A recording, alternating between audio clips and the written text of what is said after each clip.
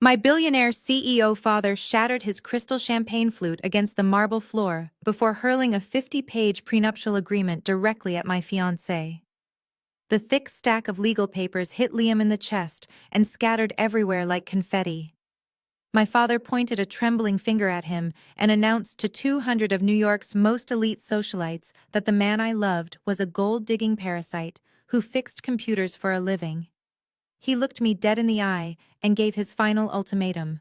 Call off this wedding right now, or you will not get a single cent from me, and you are dead to this family. The entire room gasped. But Liam did not flinch. He just calmly squeezed my hand, smiled at me, and said, "We do not need their money, Allison."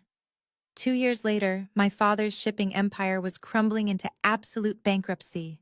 And that same arrogant billionaire was on his knees sobbing and begging my husband to sign a bailout contract to save his life. Before I continue this story, let me know where you are watching from in the comments below. Hit the like button and subscribe to the channel. If you have ever been underestimated, humiliated, or cast aside by the very people who were supposed to protect you. Growing up as the daughter of Richard Harrison meant that love was always conditional, and affection was just another business transaction. But nothing prepared me for the sheer cruelty of that Friday night. I am Allison, and at the time of this disaster I was 33 years old. I had spent my entire adult life trying to prove my worth to a family that only valued me for my financial acumen.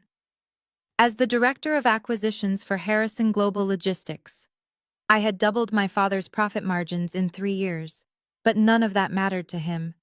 In his eyes, I was just a pawn meant to be married off to another corporate dynasty to merge assets. When I brought Liam home, a quiet, incredibly intelligent, independent software developer, my father saw red. To Richard, anyone who did not wear a bespoke suit and command a boardroom was a peasant. The rehearsal dinner was supposed to be a celebration, but my father turned it into a public execution. The Plaza Hotel ballroom was decorated with thousands of white roses, and the tables were draped in imported silk. We had just finished the main course when my father stood up at the head table. Everyone assumed he was going to give a touching toast.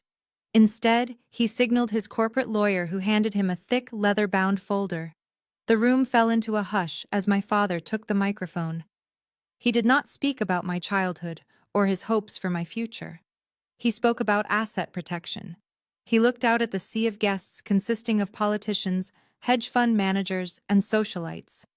Then he turned his cold glare toward Liam. He announced loudly into the microphone that he had run a background check on Liam.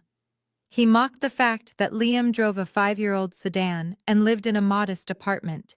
He called his independent software business a glorified IT hobby.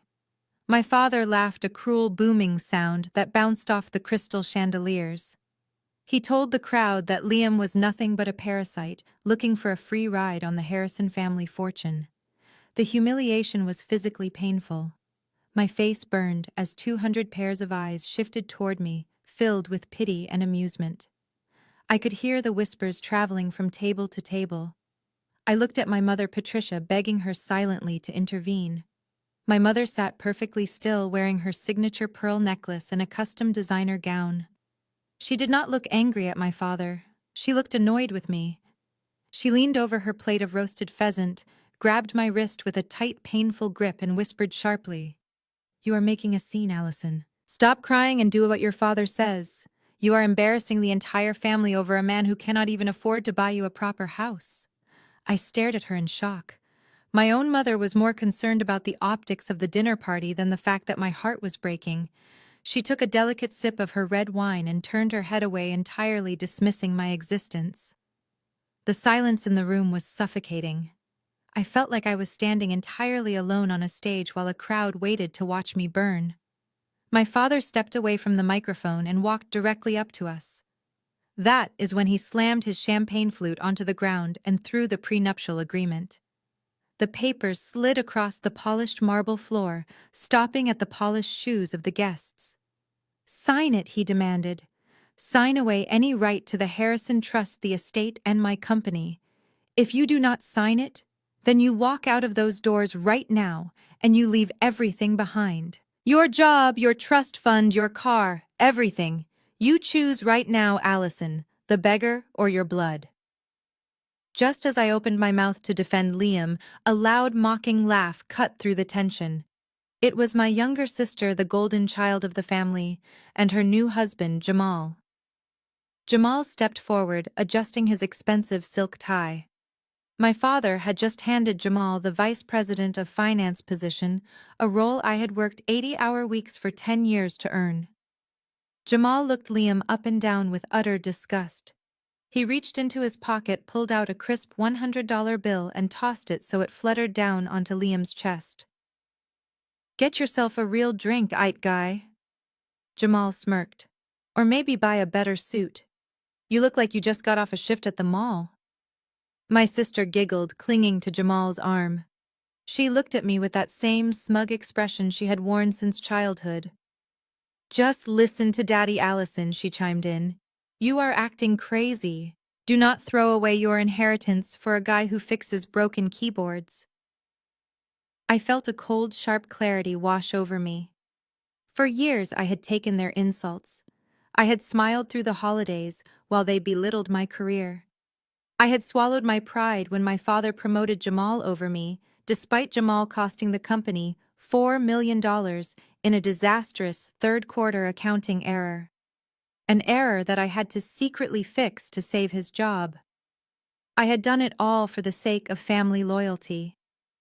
But looking at Jamal smirking at Liam and looking at my father standing there like a tyrant demanding worship, I realized I had no family.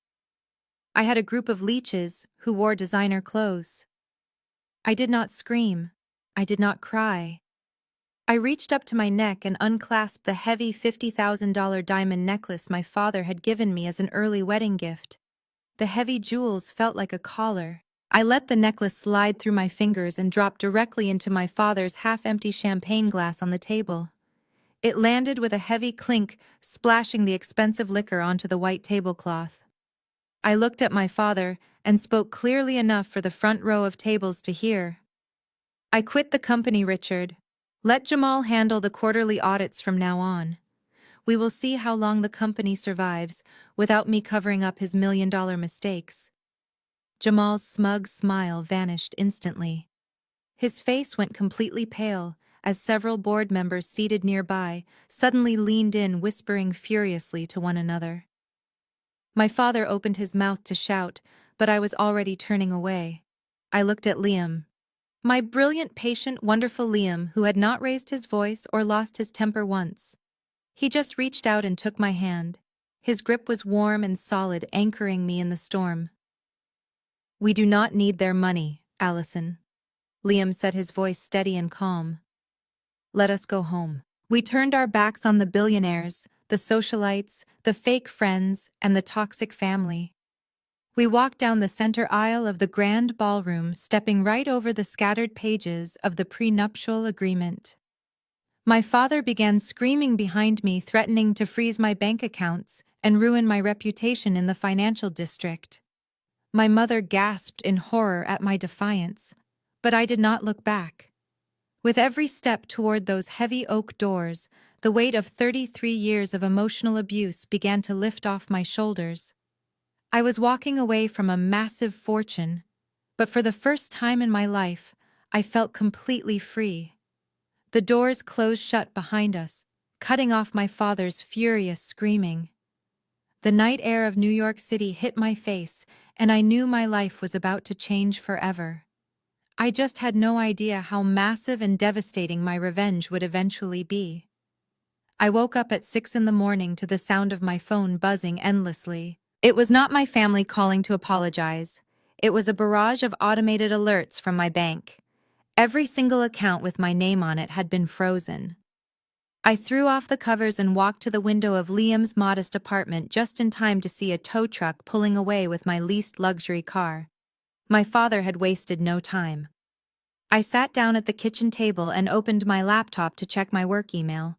A bold red error message flashed across the screen, informing me that my corporate credentials had been permanently revoked. Richard Harrison did not just fire me, he was trying to erase me from existence. I was not going to let him win. I had an Ivy League degree and a decade of experience dominating corporate finance. I put on my best tailored suit and spent the next 2 weeks marching into every major financial firm in Manhattan. But doors that used to fly open for me suddenly slammed shut. I sat across from a hiring manager at a top-tier investment bank who had practically begged to poach me a year earlier. He looked at my resume, nervously cleared his throat, and told me they were moving in a different direction. It took a sympathetic receptionist at another firm to quietly tell me the truth. My father had made phone calls to every board of directors in the city. He labeled me a volatile liability and threatened to pull his massive shipping contracts from anyone who dared to hire me. I was completely blacklisted from Wall Street. The financial strangulation was swift and absolute. Without my income, Liam and I had to pool his modest savings just to survive. We packed up our lives and moved into a cramped, noisy, one-bedroom apartment deep in Brooklyn. The radiator hissed loudly all night, and the subway rattled the thin windows every 20 minutes. But Liam never complained. We got married at City Hall with just 2 witnesses on a rainy Tuesday morning. There was no white dress and no lavish reception. Just us promising to build a life together. But the reality of our new life was harsh. I went from approving million-dollar corporate acquisitions to clipping coupons and calculating grocery budgets down to the exact penny. About 3 months into our exile, the past caught up to me in the most humiliating way possible. I was standing in the discount aisle of a massive chain grocery store comparing the prices of generic brand pasta. I was wearing an old, oversized sweater, and my hair was tied up in a messy knot.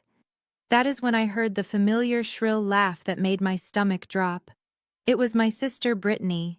She was strolling down the aisle clutching a designer handbag alongside her husband Jamal. They were entirely out of place in this neighborhood, probably just stopping to buy imported wine on their way to some luxury party. Brittany spotted me, and her eyes lit up with predatory glee. "Look, Jamal," she practically squealed. "I think we found a ghost." I tried to turn my cart and walk away, but Jamal stepped directly into my path, blocking me. He was holding an expensive iced latte and wearing a custom-tailored suit that he undoubtedly bought using his unearned vice president salary. "Wow," Allison Jamal said with a cruel smirk. "Look at you. Daddy said you were living in the slums, but I thought he was just exaggerating." Brittany stepped closer, looking my cheap clothes up and down with exaggerated pity. "You poor thing," she sighed loudly enough for the other shoppers to hear. "Mom was just saying how embarrassing it is that you threw your life away for that computer repairman. If you are really this desperate, I could give you a couple of 20s to buy some real food." I gripped the handle of my shopping cart so tightly my knuckles turned white. "I am doing just fine, Brittany," I said, keeping my voice dangerously calm. "And Jamal, you should focus less on my groceries and more on the company ledgers. I heard Harrison Global lost a major shipping contract last week because someone forgot to file the international customs paperwork." Jamal's smirk vanished instantly. His jaw tightened angrily because he knew I was right. His incompetence was already bleeding the company dry. In a sudden burst of spite, he took a step forward and aggressively shoved his iced latte toward me. The plastic cup crushed in his grip, and the dark, sticky coffee splashed all over my only warm winter coat. "Oh, my bad," Jamal sneered, pretending it was an accident. My hand slipped. "But hey, Harrison, Global is hiring temporary data entry clerks. If you need money to dry clean that hideous coat, you could come fetch coffee for me at the office." Brittany giggled, covering her mouth as they bumped past me, leaving me standing in a puddle of spilled coffee. I did not yell. I did not give them the satisfaction of a public reaction. I just wiped the cold coffee off my cheek, abandoned my shopping cart, and walked out of the store into the freezing rain. I took the subway back to Brooklyn, shivering and drenched. I felt utterly defeated. I pushed open the door to our tiny apartment, ready to finally break down and cry. But the words died in my throat. Our cramped living room had been completely transformed. Liam had pushed the old sofa against the wall and set up a massive desk holding 6 high-powered computer monitors. The screens were filled with rapidly scrolling data complex algorithmic models and global supply chain maps. Liam was typing furiously, his eyes focused and sharp. He looked up when I walked in and immediately rushed over when he saw my stained coat. I told him what happened at the grocery store. I told him how my family was trying to break my spirit. Liam gently took the ruined coat off my shoulders and looked me dead in the eyes. "They cannot break you, Allison," he said softly, "because they do not know what we are building." He pulled me over to the monitors and began to explain. Liam was not just fixing computers. For the last 2 years, he had been secretly coding a revolutionary artificial intelligence logistics algorithm. It was a system capable of routing global shipping lines 30% faster and significantly cheaper than any current model on the market, including the incredibly outdated system my father stubbornly relied on at Harrison Global. Liam had just secured the final patent. The technology was flawless and ready to deploy, but Liam needed a financial mastermind to build a company around it and take it to market without my father finding out. He needed me. I stared at the screens, watching the brilliant complex codes processing millions of data points in mere seconds. A massive fire ignited in my chest, burning away all the humiliation and despair I had felt at the grocery store. This was our weapon. I sat down next to him, pulled out a fresh legal pad, and immediately went to work. Using my decade of elite corporate finance experience, I structured a highly secure ghost holding company. I routed the ownership through several anonymous limited liability companies to ensure my family could never trace it back to us. We named the company Apex Solutions. I was no longer the disgraced daughter clipping coupons in a discount aisle. I was the chief financial officer of a tech startup that was about to completely blindside the entire logistics industry. We did not need to fight my father in his boardroom, and we did not need to argue with Jamal in a grocery store. We were going to systematically destroy their empire from the shadows, and they were never going to see it coming. Our new reality was a harsh, jarring contrast to the penthouse suites and corner offices I was used to. The Brooklyn apartment smelled faintly of old copper pipes and damp brick. Every time the subway rumbled beneath our street, the thin glass of our single-pane windows rattled so loudly we had to pause our conversations. I traded my tailored cashmere coats for a heavy wool sweater I found at a thrift shop. My mornings, which used to consist of analyzing global market trends over artisanal espresso, were now spent meticulously calculating our daily expenses at a tiny scratched laminate kitchen table. Liam was my absolute rock during this time. He took on freelance coding jobs, working late into the night just to make sure we could pay the heating bill. But the pressure was suffocating. My father had effectively erased my professional existence, and the silence from my former colleagues was deafening. I was a ghost in the city I used to help run. The true depth of my isolation hit me a few weeks later on a freezing Tuesday afternoon. I was standing in the fluorescent-lit aisle of a discount supermarket, carefully comparing the price per ounce of two generic brands of rice. I had exactly $42 left in our weekly food budget. As I placed the cheaper bag into my wire basket, a sharp, familiar laugh cut through the hum of the store refrigerators. I froze. Walking toward me past the display of canned goods were my sister Brittany and her husband Jamal. They looked completely absurd in this environment. Brittany was draped in a designer trench coat, clutching a pristine leather handbag that cost more than my entire college tuition. Jamal walked beside her, wearing a custom-fitted suit and tapping away on his latest smartphone. They were likely just killing time while their driver waited outside, or maybe they had stopped to buy a specific imported wine. Whatever the reason, their presence felt like an invasion. I turned my face down and tried to quickly push my basket past them, but Brittany stepped right into the middle of the aisle, blocking my path.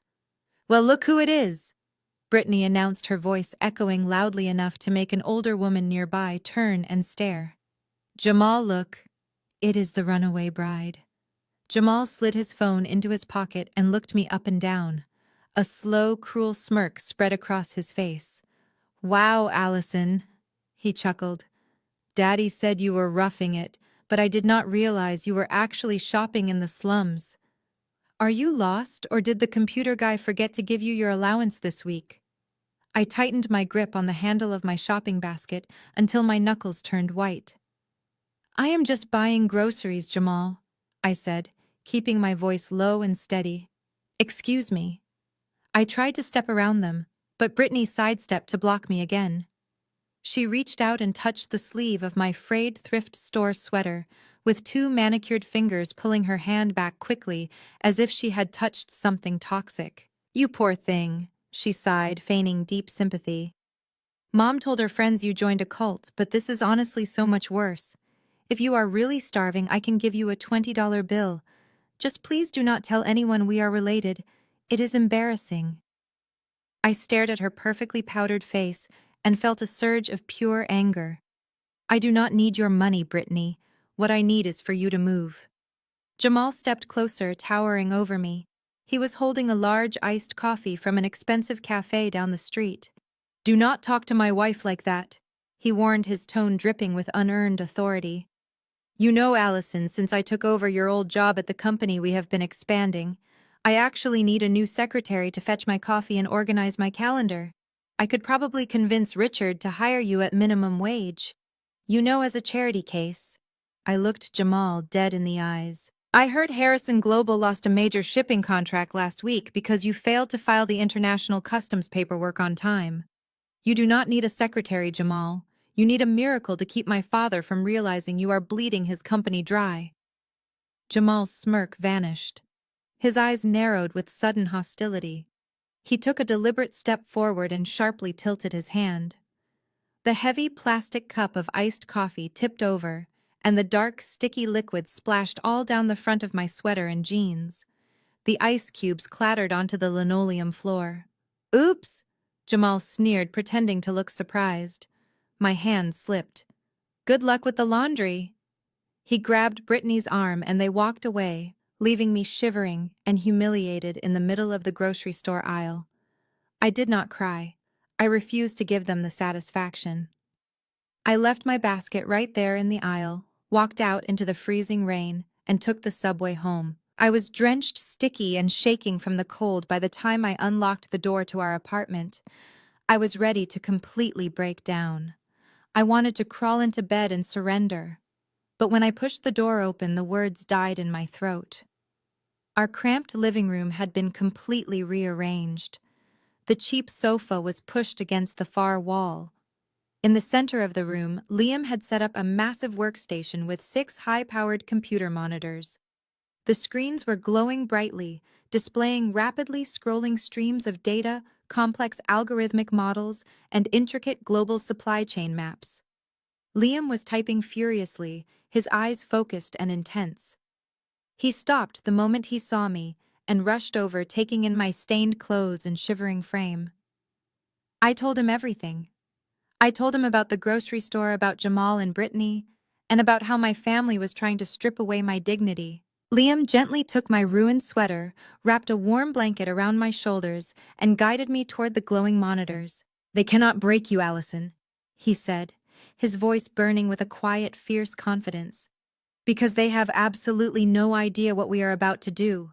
He pointed to the central screen. For the last 2 years, Liam had not just been doing freelance tech support. He had been secretly coding and refining a revolutionary artificial intelligence logistics algorithm. It was a completely autonomous system capable of routing global shipping lines 30% faster and exponentially cheaper than any existing model on the market. It was a direct technological counter to the bloated, severely outdated systems my father stubbornly relied on at Harrison Global. Liam brought up a simulation comparing his algorithm to the current industry standard. The difference was staggering. He had just secured the final patent that morning. The technology was flawless, secure, and ready to deploy. But Liam needed something he did not have. He needed a financial mastermind. He needed someone who knew the exact weaknesses of the corporate shipping world and how to build a company that could strike without being detected. He needed me. I stared at the screens, watching the brilliant, complex codes process millions of data points in mere seconds. In that moment, the cold, The humiliation and the poverty vanished. A massive fire ignited in my chest. This was our weapon. I sat down next to him, pulled out a fresh legal pad, and immediately went to work. I was no longer the disgraced daughter clipping coupons. I was a corporate predator who had just been handed the ultimate advantage. Using my decade of elite corporate finance experience and my intimate knowledge of Wall Street loopholes, I began structuring a highly secure ghost holding company. I routed the ownership through several anonymous limited liability corporations in Delaware and paired them with blind trusts to ensure my family could never trace the company back to us. I knew every single vulnerability in my father's company. I knew which shipping routes were over budget. I knew which international clients were frustrated with Jamal's delayed response times. I knew exactly where Harrison Global was bleeding cash. Over the next few weeks, our tiny Brooklyn apartment transformed into a war room. Liam managed the servers and optimized the code while I built the corporate infrastructure. I drafted aggressive pitch decks using a pseudonym and reached out directly to the very clients my father was neglecting. I offered them faster shipping routes, lower overhead costs, and guaranteed efficiency. Because our technology required zero physical warehouses and operated entirely in the cloud, our overhead was practically non-existent. We could undercut my father's prices by 20% and still pull in massive profit margins. We named our new entity Apex Solutions. We did not need to fight my father in his boardroom, and I did not need to argue with Jamal in a grocery store. We were going to systematically dismantle their empire from the shadows and take everything they valued. Fast forward 1 year, and the landscape of our lives had completely shifted. While Liam and I still maintained the outward appearance of our modest Brooklyn lifestyle behind closed doors, Apex Solutions was quietly acquiring massive government contracts. We were operating completely under the radar, securing million-dollar deals, while the rest of the industry wondered who this mysterious new competitor was. Meanwhile, the cracks at Harrison Global were starting to show. Industry whispers and financial news segments began hinting at their declining profit margins. Jamal's gross incompetence combined with my father's refusal to modernize their logistics network was a fatal combination. They were losing clients right and left to us, and they had absolutely no idea. I monitored their stock price daily, watching it dip lower and lower. It was thrilling, but the quiet was not meant to last. My mother was about to make a move that would force the final showdown. It was a Tuesday evening when the harsh buzz of our apartment intercom broke the silence. I glanced at the security monitor and felt an immediate knot form in my stomach. Standing on the cracked concrete stoop of our Brooklyn building looking absolutely terrified of her surroundings was my mother, Patricia. She was draped in a thick mink coat, holding her designer purse tightly against her chest, as if someone was going to jump out of the shadows and steal it. I hesitated for a moment before pressing the unlock button. I needed to know exactly what could possibly drag the Queen of Manhattan high society all the way to my neighborhood. A few minutes later, a sharp, rapid knocking echoed through our tiny hallway. I opened the door and my mother pushed right past me without even saying hello. She stood in the center of our living room, wrinkling her nose as she inspected our worn furniture and the exposed brick walls.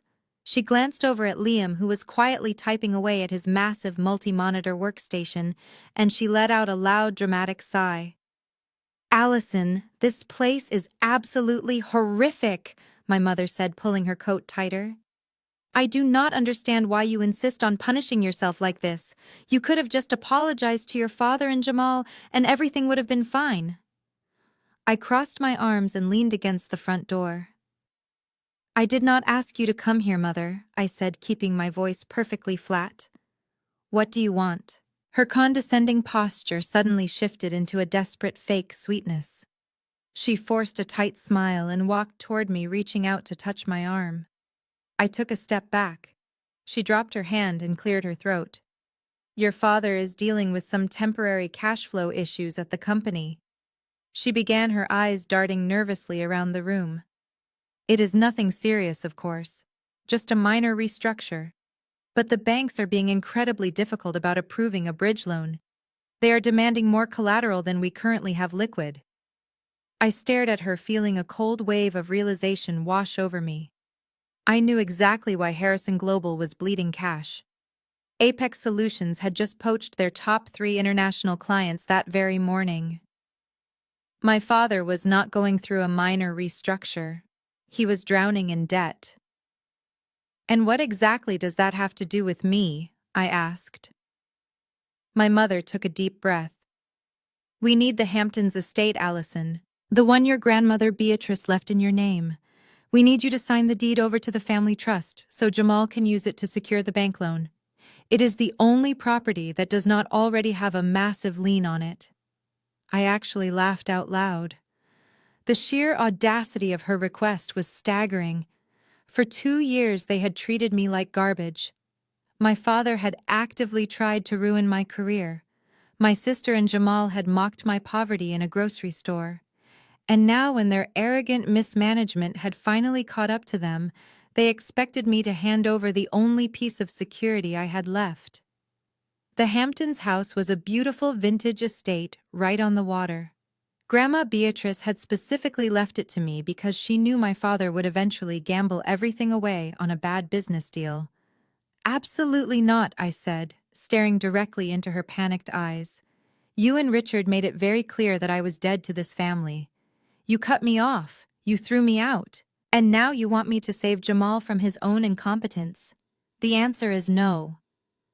My mother's fake sweetness vanished instantly. Her face twisted into an ugly mask of pure rage. She stamped her expensive heel against the hardwood floor. "You selfish, ungrateful little brat!" she screamed, her voice echoing off the thin walls. "We gave you everything. We clothed you and fed you and paid for your elite education. You owe us that house. If you do not sign those papers, your father will lose the company, and it will be entirely your fault." I walked over to the door and pulled it wide open. "The company is already lost, Mother," I said, my voice ice cold. "And it is because you trusted a golden child who cannot even balance a basic ledger. Get out of my apartment." She stormed out, screaming curses at me all the way down the stairwell. I slammed the door shut and locked it. Liam walked over from his workstation and wrapped his arms around me. He did not say a word. He just held me while my heart pounded against my ribs. I knew my family. I knew they were not just going to walk away and accept defeat. They were going to retaliate. I was right. The very next morning, a man in a cheap suit knocked on my door and handed me a thick manila envelope. It was a formal legal notice from Jamal's corporate attorneys. They were filing a massive civil lawsuit against me, claiming that I had embezzled millions of dollars from Harrison Global before my departure. The documents claimed I had hidden stolen corporate funds in offshore accounts, and they were requesting an immediate freeze on all my assets, including the Hamptons estate. It was a complete fabrication, a desperate, malicious bullying tactic designed to bury me in legal fees until I surrendered the deed to the house just to make the nightmare stop. 2 years ago, this kind of threat would have terrified me. It would have sent me into a blind panic because I had no resources to fight a billionaire in court. But I was not the same broke, disgraced daughter anymore. I was the chief financial officer of Apex Solutions, and thanks to Liam's brilliant software, we were sitting on massive reserves of liquid capital. I looked at the legal papers, and a slow, dangerous smile spread across my face. Jamal thought he was trapping me, but he had just handed me the perfect excuse to completely destroy him. I did not call a defense attorney to beg for a settlement.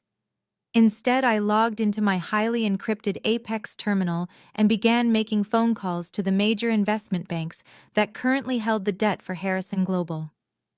Because of my father's rapidly declining credit score and his shrinking market share, his creditors were silently panicking. They wanted out of the logistics business before Harrison Global completely folded and left them with nothing. Using a complex series of blind corporate trusts and shell companies, I made those banks an offer they simply could not refuse. Operating entirely under the radar, Apex Solutions aggressively bought up every single outstanding loan credit line and corporate mortgage associated with Harrison Global. We bought their massive debt portfolio for pennies on the dollar. It took less than 48 hours of intense, aggressive negotiations to finalize the paperwork. I sat back in my chair and stared at the glowing digital contracts on my screen. I had done it. I now literally owned the survival of my father's empire. If I demanded immediate repayment on those loans, Harrison Global would instantly be forced into bankruptcy, and my father would lose everything, including his own personal mansion. But I was not ready to pull the trigger just yet. I wanted them to feel safe and arrogant right before the floor collapsed beneath them. I drafted a very simple, legally binding response to Jamal's fake lawsuit. I did not mention Apex or the debt I had just purchased. I simply used standard legal jargon to request a 90-day extension for the discovery phase of the trial.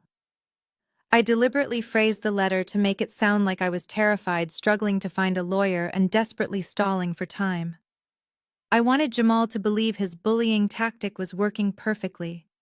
I wanted him to think I was backed into a corner, shaking with fear in my tiny Brooklyn apartment. A few days later, a heavy embossed envelope arrived in our rusted mailbox.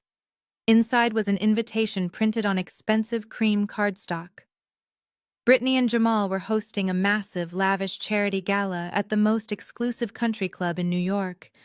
The invitation included a condescending handwritten note from Brittany tucked inside the flap. It said they were inviting Liam and me as a charity case to show everyone how forgiving the family was, despite my pending legal troubles. They wanted me there so they could parade their ridiculous wealth and rub my face in my supposed failure in front of all their high society friends. I handed the invitation to Liam. He read the note, his eyes scanning the cruel words, and he raised an eyebrow. "Are we going?" he asked, a slight knowing smile playing on his lips. I walked over to the closet and pulled out a simple, modest black dress. "Oh, we are definitely going," I said. "They want to put on a show for their rich friends. I think it is time we finally give them one." As I stood in front of the cracked mirror in our Brooklyn bathroom, fastening the clasp of a cheap cubic zirconia necklace, I thought about the sheer irony of the night ahead. Brittany and Jamal thought they were inviting a broke, desperate sister to their high society gala to mock her. They had no idea that over the past 12 months, the power dynamic had completely inverted. While my family spent the last year hosting extravagant parties and buying custom sports cars, Liam and I had been quietly building a financial juggernaut.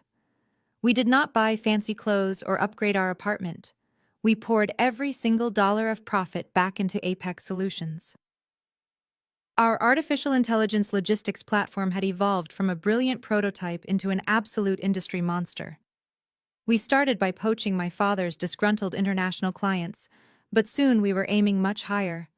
Liam's code was flawless. It could map global shipping routes, calculate fuel efficiency, and bypass international customs bottlenecks in a matter of seconds. My father employed an entire floor of analysts to do what Liam's algorithm could do instantly. Using my immaculate corporate record and aggressive bidding strategies, I structured a network of blind trusts and Delaware shell companies to hide our identities. Then I went after the big fish. Within 6 months, Apex Solutions landed 3 massive government contracts. We were now optimizing supply routes for the Department of Defense, saving the federal government tens of millions of dollars while pulling in massive 8-figure payouts for our ghost holding company. We were quietly making millions of dollars every single month, yet I was intentionally wearing a dress I bought on clearance for $40. The contrast between our silent empire and my father's crumbling legacy was staggering. Every morning, Liam and I would drink our cheap coffee and watch the financial news networks dissect the rapid decline of Harrison Global Logistics. It was like watching a slow-motion car crash. My father Richard was a stubborn dinosaur who refused to upgrade his legacy systems. He believed his billionaire status made him invincible to modern competition. Meanwhile, Jamal was running the finance department straight into the ground. Without me there to secretly fix his massive quarterly accounting errors, Jamal's gross incompetence was entirely exposed to the shareholders. The industry whispers had turned into loud, panicked headlines. I vividly remember watching a morning anchor detail how Harrison Global had completely botched a massive European freight delivery, costing the company millions in penalties. Harrison Global's stock was tanking. Their overhead costs were suffocating them, and their profit margins had completely evaporated. I knew exactly how bad it was, because I literally owned their debt. They were bleeding cash at an unprecedented rate, and Apex Solutions was the invisible predator swallowing their market share whole. My father was desperately trying to figure out what massive tech conglomerate was destroying his company, having absolutely no clue that the architect of his demise was the daughter he had publicly disowned. Liam walked into the bathroom, looking incredibly handsome in a simple off-the-rack suit he had bought years ago. He stood behind me, resting his hands on my shoulders, and met my eyes in the mirror. He knew exactly what tonight meant. It was not just a party, it was a reconnaissance mission. We left our cramped apartment and took the subway all the way to the Upper East Side, walking the last 6 blocks to the exclusive country club where the gala was being held. The crisp night air felt electric.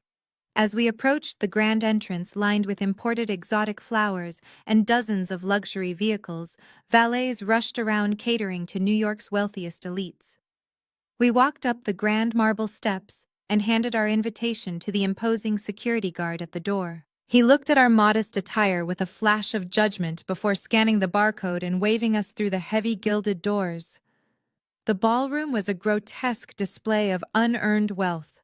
Crystal chandeliers dripped from the ceiling, illuminating massive ice sculptures, and tables overflowing with expensive champagne and caviar. It was a charity gala in name only. The real purpose of this event was for my family to project an illusion of financial stability to their panicked investors and the anxious board of directors. As we navigated through the sea of designer gowns and bespoke tuxedos, I spotted my parents holding court near the center of the room. My mother was wearing a custom emerald gown, laughing loudly at a joke made by a prominent hedge fund manager. Beside her, my father looked absolutely exhausted. The deep dark bags under his eyes and his forced, strained smile gave away the immense pressure he was under. He was a man pretending his ship was not sinking while standing in water up to his neck. I noticed several members of the Harrison Global Board of Directors huddled near the private bar. They were not laughing. They were speaking in hushed, urgent tones, constantly checking their phones and casting nervous glances toward my father. The wolves were circling, and Richard Harrison was losing control of the pack. Before Liam and I could find a quiet corner to observe the crowd, a sharp, familiar voice pierced through the ambient classical music. "Well, I honestly did not think you would actually show up." I turned to see Brittany gliding toward us in a sparkling silver dress that probably cost more than a luxury sports car. Jamal was right beside her, swirling a glass of expensive amber liquor with a smug, arrogant expression on his face. He looked Liam up and down and let out a condescending chuckle that made my blood boil. "Look at you two," Jamal mocked loudly enough for several nearby guests to stop their conversations and turn their heads. "You actually wore a discount department store suit to a $10,000 a plate charity dinner. I guess we should applaud your bravery, Liam. I am surprised security even let you pass the front gate looking like that." Brittany pouted her lips in fake exaggerated sympathy. "I told the caterers to pack up some of the leftover bread rolls for you, Allison," she said, her eyes gleaming with absolute malice. "I know things have been hard since Jamal had to file that lawsuit against you for embezzling from the company. It is just so sad watching you struggle like this. You look so thin and tired." I felt the eyes of the wealthy guests burning into me, waiting for me to break down or run away in tears. 2 years ago I might have done exactly that, but tonight I was wearing my cheap clearance dress like a suit of armor. I looked at Jamal's smug face and then glanced over his shoulder at the nervous board members gathered by the bar. I knew something Jamal did not know. I knew that the ground beneath his expensive Italian leather shoes was about to completely cave in. I smiled warmly at my sister. "Thank you for the concern, Brittany," I said, my voice projecting clearly over the music. "But we are doing perfectly fine. In fact, we have never been better." Jamal scoffed, taking a sip of his liquor. Delusion is a powerful thing, he muttered, shaking his head. Enjoy the free food, Allison. Just try not to steal any of the silverware on your way out. He turned his back on us and began walking toward the board members, ready to schmooze and pretend he was a brilliant financial executive. I looked at Liam and he gave me a subtle nod. The trap was set. It was time to pull the trigger. I took a deep breath, smoothed the fabric of my simple black dress, and walked directly toward the private bar where Jamal was holding court.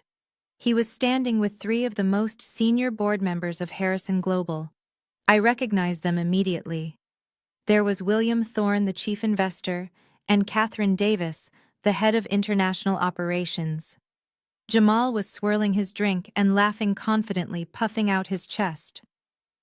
We are projecting a 15% growth in our European markets by the end of the fiscal year, Jamal said, flashing a charismatic smile at the board members.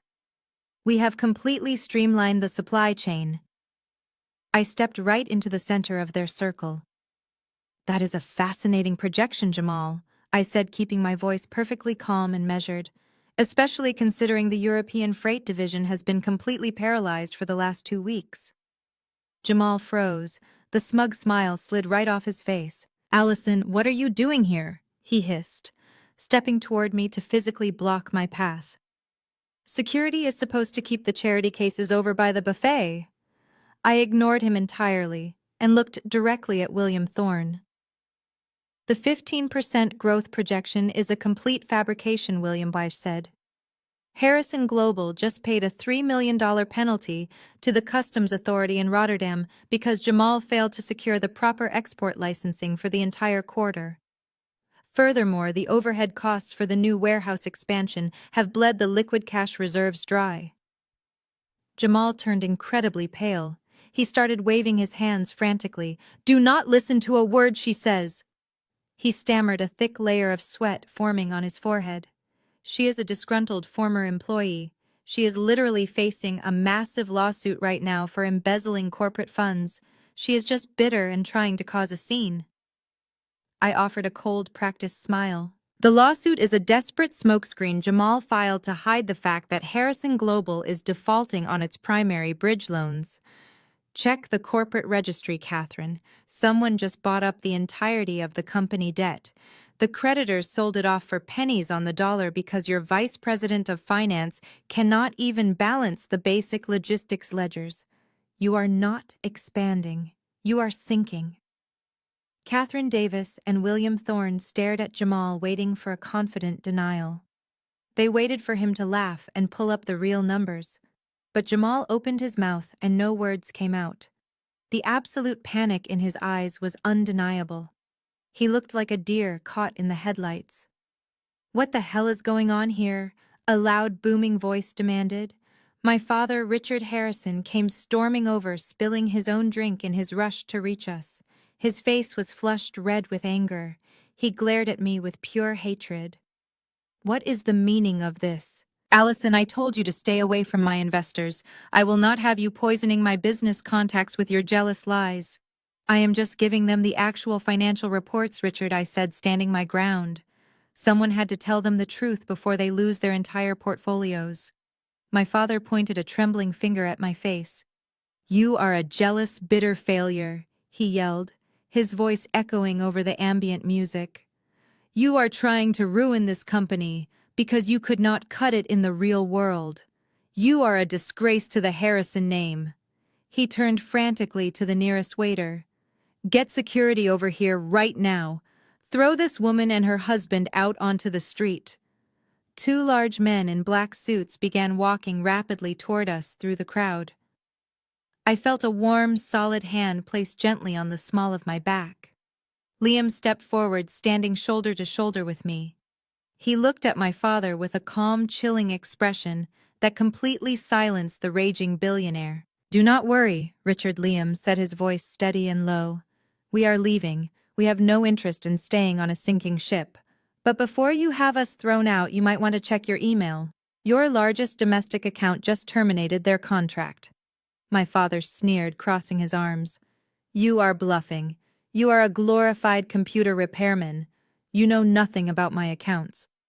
But William Thorne was already looking down at his phone, the color completely drained from the older investor's face. "Richard," William whispered, his voice shaking. "Richard, it is true. The Peterson account just pulled out. They cited massive shipping delays and went with a new competitor." My father snatched his own phone from his pocket. I watched his eyes widen in absolute horror as he read the notification. The Peterson account represented nearly 40% of their domestic revenue. Without it, Harrison Global could not even make payroll for the month. The illusion of wealth, the charity gala, the designer clothes, it all shattered in that exact second. Liam took my hand and we turned our backs on them. We walked out of the opulent country club, leaving my father Jamal and the panicked board members scrambling in the chaos we had just created. The crisp night air felt amazing. We took the subway back to Brooklyn and slept more soundly than we had in 2 years.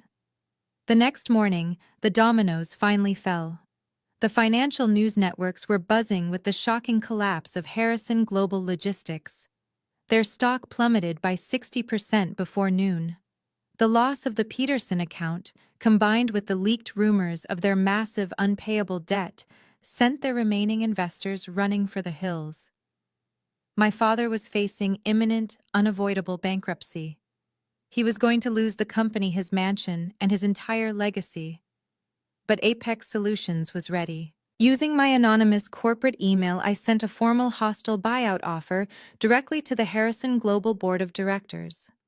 We offered to buy the entire company, including all its physical assets and international contracts, for an incredibly low price. It was pennies on the dollar, but it was the only lifeline my father had left. If he did not accept the Apex buyout, the company would be seized by the bank by the end of the week. My father and his board had absolutely no choice. They scrambled to schedule an emergency pitch meeting with the mysterious executives of Apex Solutions, hoping to negotiate a severance package or maintain some small percentage of shares. They were desperate to meet the CEO, who was systematically destroying them. That afternoon, my phone buzzed with a frantic text message from my sister Brittany. I had recently updated my professional profile online to simply read consultant at Apex. I did it on purpose, knowing they would eventually search the company name. Brittany wrote, "Allison, Mom said you work at Apex now. Please tell me you can help us. Dad is losing his mind and Jamal might go to jail if the new buyers look too closely at the books. We need you to put a good word in for us." I stared at the screen and laughed. For 2 years they had treated me like dirt. They had mocked my clothes, insulted my husband, and tried to ruin my life. Now they were begging the charity case for a favor. I did not reply. An hour later, my mother showed up at my Brooklyn apartment. She did not look like a high society queen anymore. Her hair was messy and her makeup was smudged. She pounded on my door, sobbing loudly. "Allison, please open the door. You have to help your father. You have to sneak his pitch deck onto the Apex CEO's desk before the meeting tomorrow. We are family, Allison. You cannot let us lose everything." I opened the door just a few inches and looked at her fake tears. "I do not do favors for people who disowned me," I said coldly. I shut the door right in her face and locked it. 5 minutes later, my phone chimed again. This time it was a vicious text from Jamal. He was terrified, but he could not stop himself from being a bully. Jamal wrote, "You better help us get this buyout approved, Allison.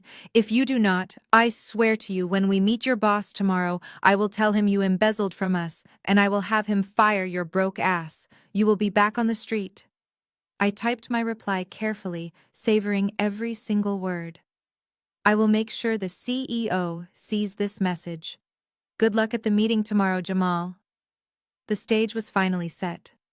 They were walking blindly into the ultimate trap. They thought they were going to a boardroom to beg a mysterious tech billionaire for mercy. They had no idea they were about to walk into a room and surrender their entire empire directly to the daughter they had thrown away. The thick stack of legal documents sat on my scratched kitchen table like a ticking bomb. Jamal and his high-priced corporate attorneys had gone to extraordinary lengths to fabricate an alternate reality where I was the villain.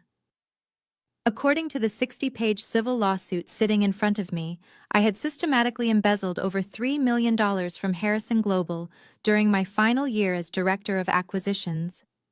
The document was filled with falsified ledgers and manipulated accounting records explicitly designed to frame me for the exact financial mistakes Jamal himself had made. The final page contained a legally binding demand for an immediate freeze on all my personal assets, including the vintage Hamptons estate my grandmother had left me.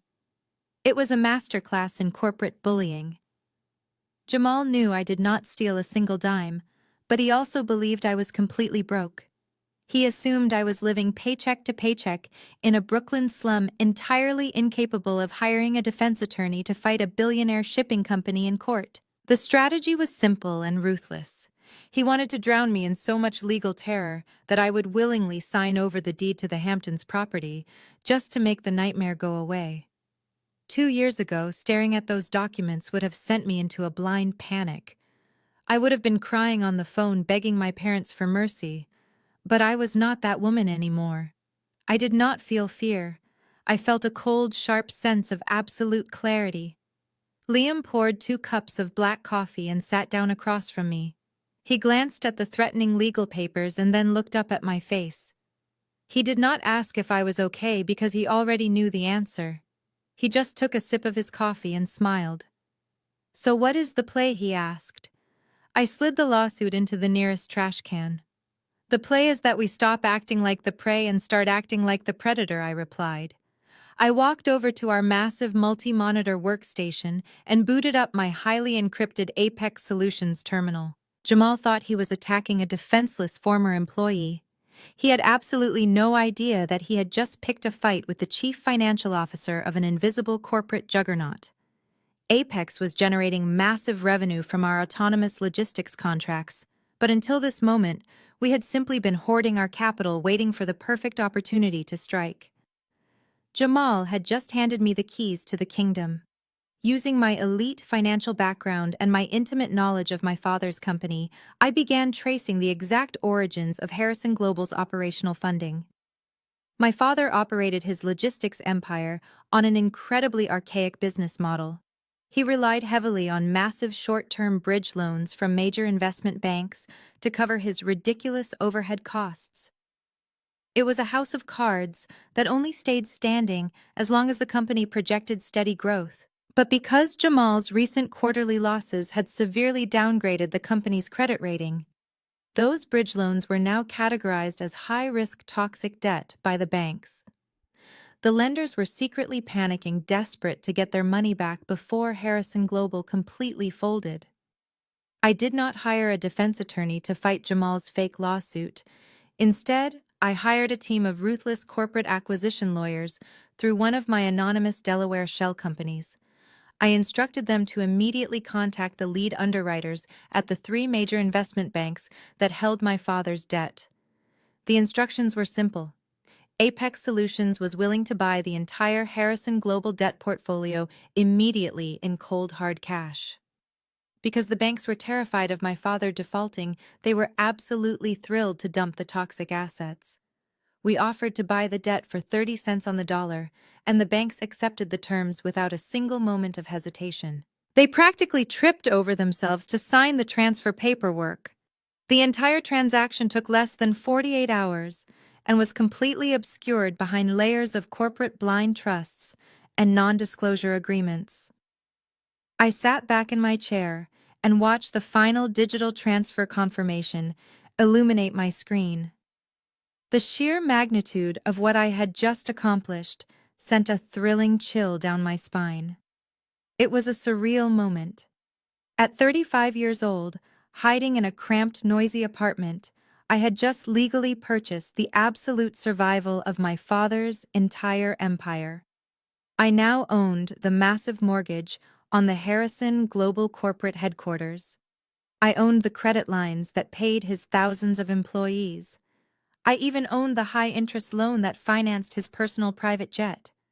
I held their lives in the palm of my hand. If I pressed a single button and demanded immediate repayment on those loans, Harrison Global would be forced into bankruptcy by the end of the business day.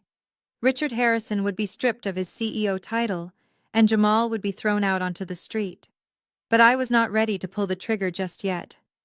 A sudden execution was too easy. I wanted them to feel completely invincible right before the floor collapsed beneath their feet. I needed to make sure Jamal remained entirely focused on his fake lawsuit, completely blind to the massive financial snare I had just wrapped around his neck. If he realized I had any money, he would instantly drop the lawsuit and try a different angle of attack. I had to play the role of the terrified broke sister perfectly. I drafted a very simple, legally binding response to Jamal's high-priced lawyers.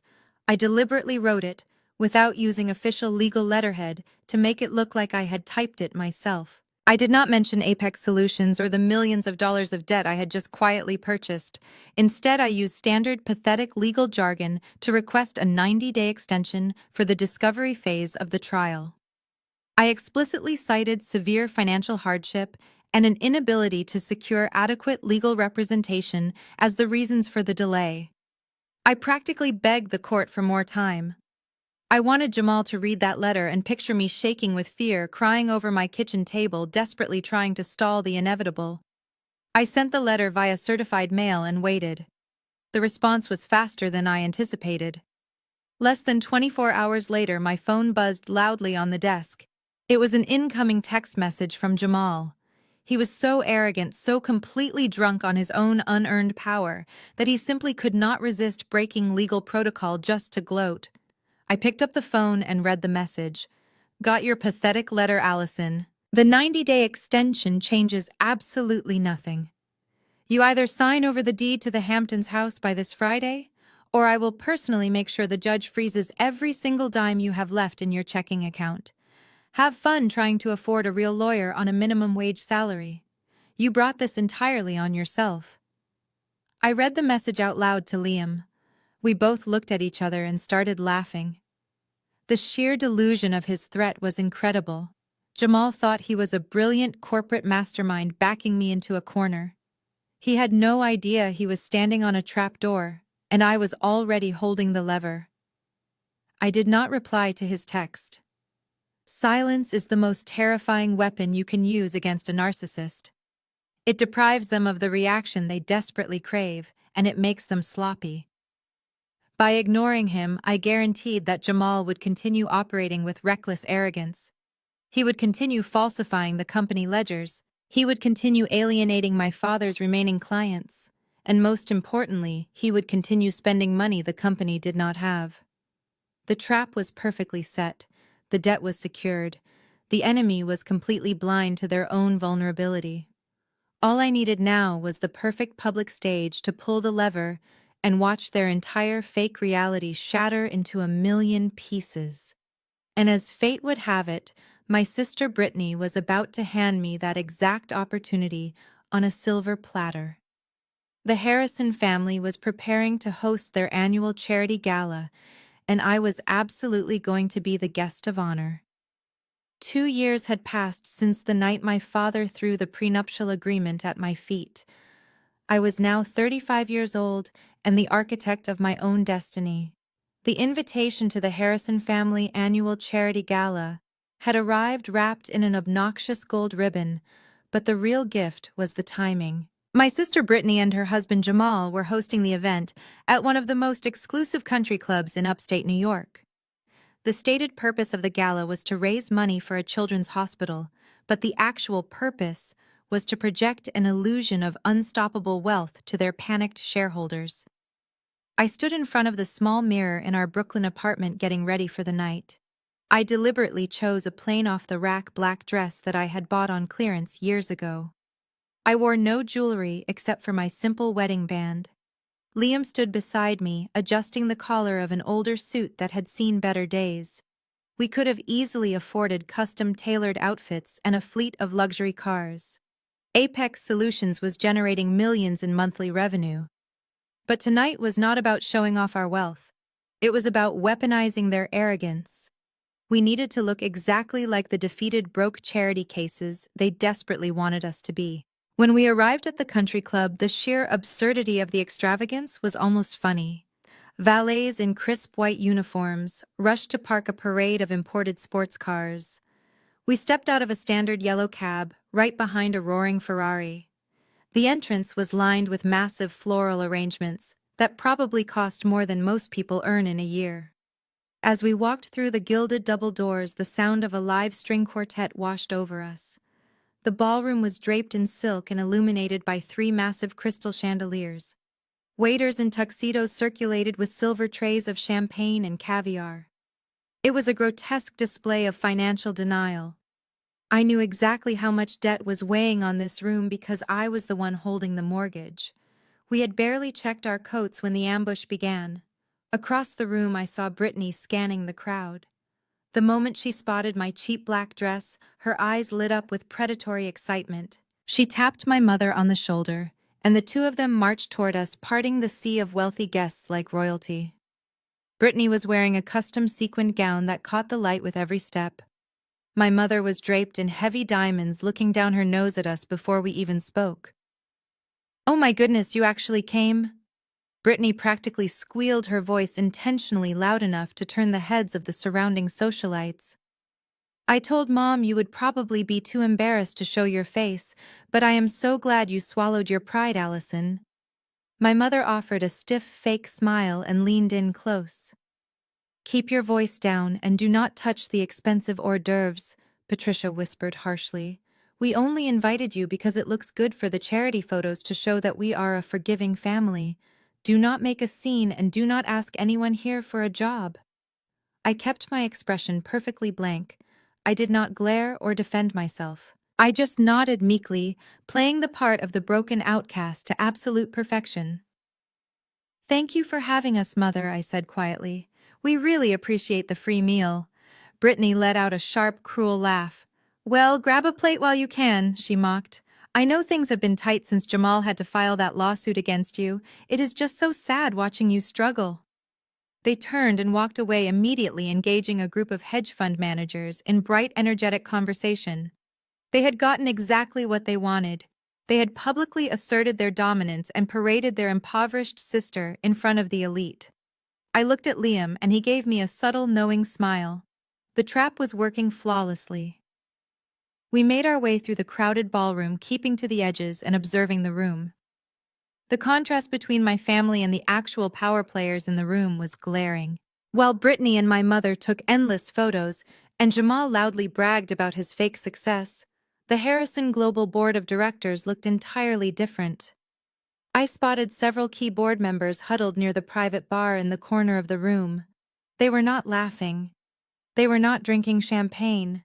They were gripping glasses of scotch, checking their phones obsessively, and speaking in hushed, urgent tones. These were the men and women who actually understood the company ledgers. They knew that Harrison Global was bleeding cash.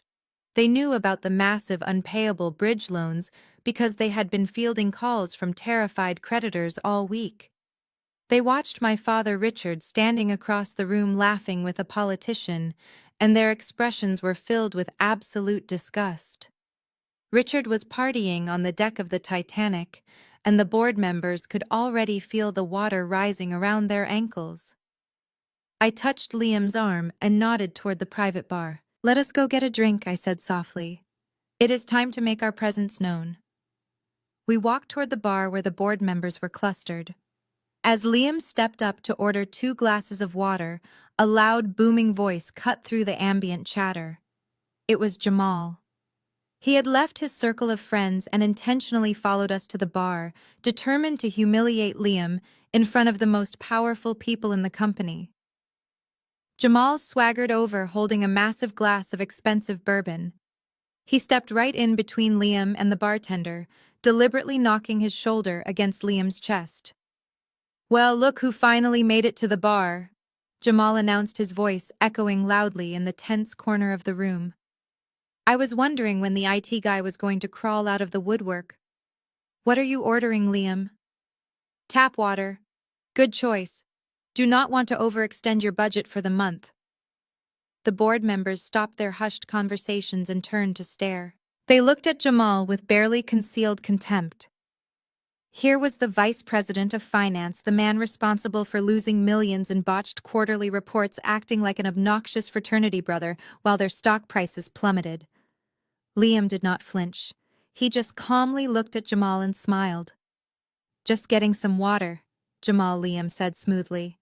"It is a long night." Jamal sneered, taking a large gulp of his bourbon. "Yeah, I bet it is long when you are standing around a bunch of people who actually contribute to society." "Hey, tell you what," Jamal continued, reaching into his tailored jacket pocket. "I know you guys are barely scraping by in whatever roach-infested apartment you rent these days. Let me help you out." Jamal pulled out his leather wallet, extracted a crisp $50 bill, and slammed it onto the mahogany bar top right in front of Liam. "Take that and ask the kitchen staff to pack up some of the leftover appetizers for you. Maybe some of the cocktail shrimp. That should feed you and Allison for at least a week, right? I mean, you guys need the charity more than the hospital does." A heavy, dead silence fell over the bar. It was an incredibly vile display of arrogance. The chief investor of Harrison Global, a stern older man named William Thorne, set his glass down on a cocktail table with a sharp crack. He looked at Jamal with absolute disgust. The sheer lack of self-awareness was staggering. Jamal was handing out $50 bills to mock my husband, completely unaware that the company he supposedly ran was defaulting on millions of dollars in debt that very night. Jamal looked around at the silent board members, completely misreading the room. He puffed out his chest, thinking they were impressed by his display of dominance. He picked up his bourbon and took another arrogant sip. I stepped out from behind Liam and walked right up to the bar. I picked up the $50 bill Jamal had slammed down. I held it up to the light, inspecting it slowly, while the entire corner of the room watched me. I did not look like a terrified, broken sister anymore. The meek facade instantly dropped.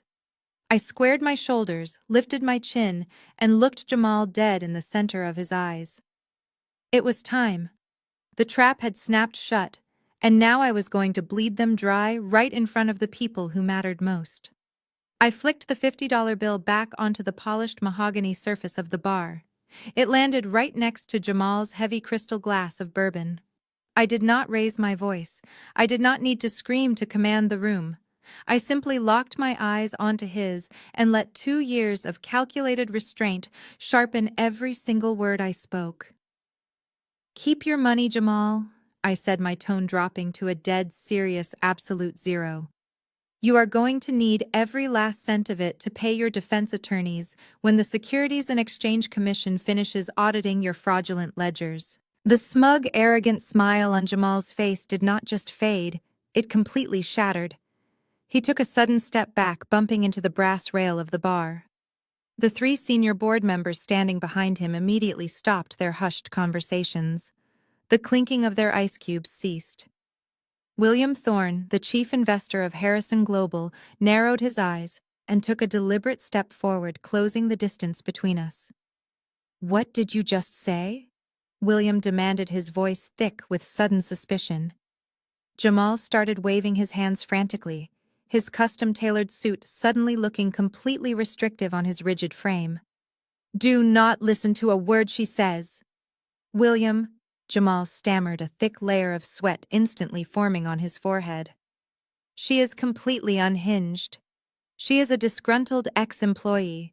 We are currently suing her for embezzling corporate funds. She is just bitter and trying to cause a scene because we caught her stealing." I ignored Jamal's panicked rambling completely. I turned my body, slightly bypassing my brother-in-law entirely, and directed my attention straight to William Thorne and the other board members. I spoke with the cold, clinical precision of a corporate executioner. "There is no embezzlement case," William Weiss stated clearly. "It is a fabricated lawsuit designed to distract you from the fact that Harrison Global is completely insolvent. Jamal has been cooking the books for the last 18 months. He told you the European freight division was projecting a 15% growth this quarter. What he did not tell you is that the company just paid a $4 million penalty to the International Customs Authority because he failed to secure the proper export licensing." Jamal's jaw dropped. His eyes darted wildly around the room, looking for an escape route. "How do you know about that?" he whispered, his voice cracking with absolute terror. I did not stop. I pressed the attack, driving the blade deeper. And that is just the beginning. I continued, my voice carrying clearly over the ambient classical music of the gala. The new warehouse expansion project in the Midwest was supposed to lower your domestic overhead. Instead, it bled your liquid cash reserves entirely dry. You are currently defaulting on 3 massive short-term bridge loans. Your corporate credit rating was quietly downgraded to junk status last Tuesday. The blood drained entirely from William Thorne's face. He looked at Jamal, and the sheer disgust in his eyes was palpable. Jamal, is this true? William asked, his voice dangerously low. Tell me right now if we are defaulting on our operational loans. Jamal opened his mouth to lie, but he could not produce a single sound. He looked like a fish suffocating on dry land. He gripped his glass of bourbon so tightly, I thought the crystal was going to shatter in his hand. I delivered the final devastating blow. You do not have to wait for him to confess, William, I said smoothly. Check the corporate registry tomorrow morning. Yesterday, the 3 major investment banks holding your operational debt panicked. They knew Jamal had driven the company into the ground, so they quietly sold off your entire debt portfolio to a private equity firm for 30 cents on the dollar. You do not own Harrison Global anymore, William. The bank does not own it either. Someone else holds the keys, and they are going to liquidate your entire operation by the end of the week. Absolute chaos erupted in that corner of the ballroom. The other board members pulled out their phones immediately, frantically typing and making urgent calls. William Thorne slammed his glass down onto the table and stepped directly into Jamal's personal space, furiously demanding answers. The pristine illusion of the charity gala was completely destroyed. The wealthy socialites nearby began backing away, whispering and pointing at the sudden corporate meltdown happening right beside the open bar. Before Jamal could formulate a single pathetic excuse, a loud booming voice echoed across the room. What the hell is going on over here? My father, Richard Harrison, came storming through the crowd. His face was flushed a deep, angry red, and the veins in his neck were bulging against the collar of his expensive tuxedo. He had seen the commotion from across the room and practically ran over, spilling his champagne in the process.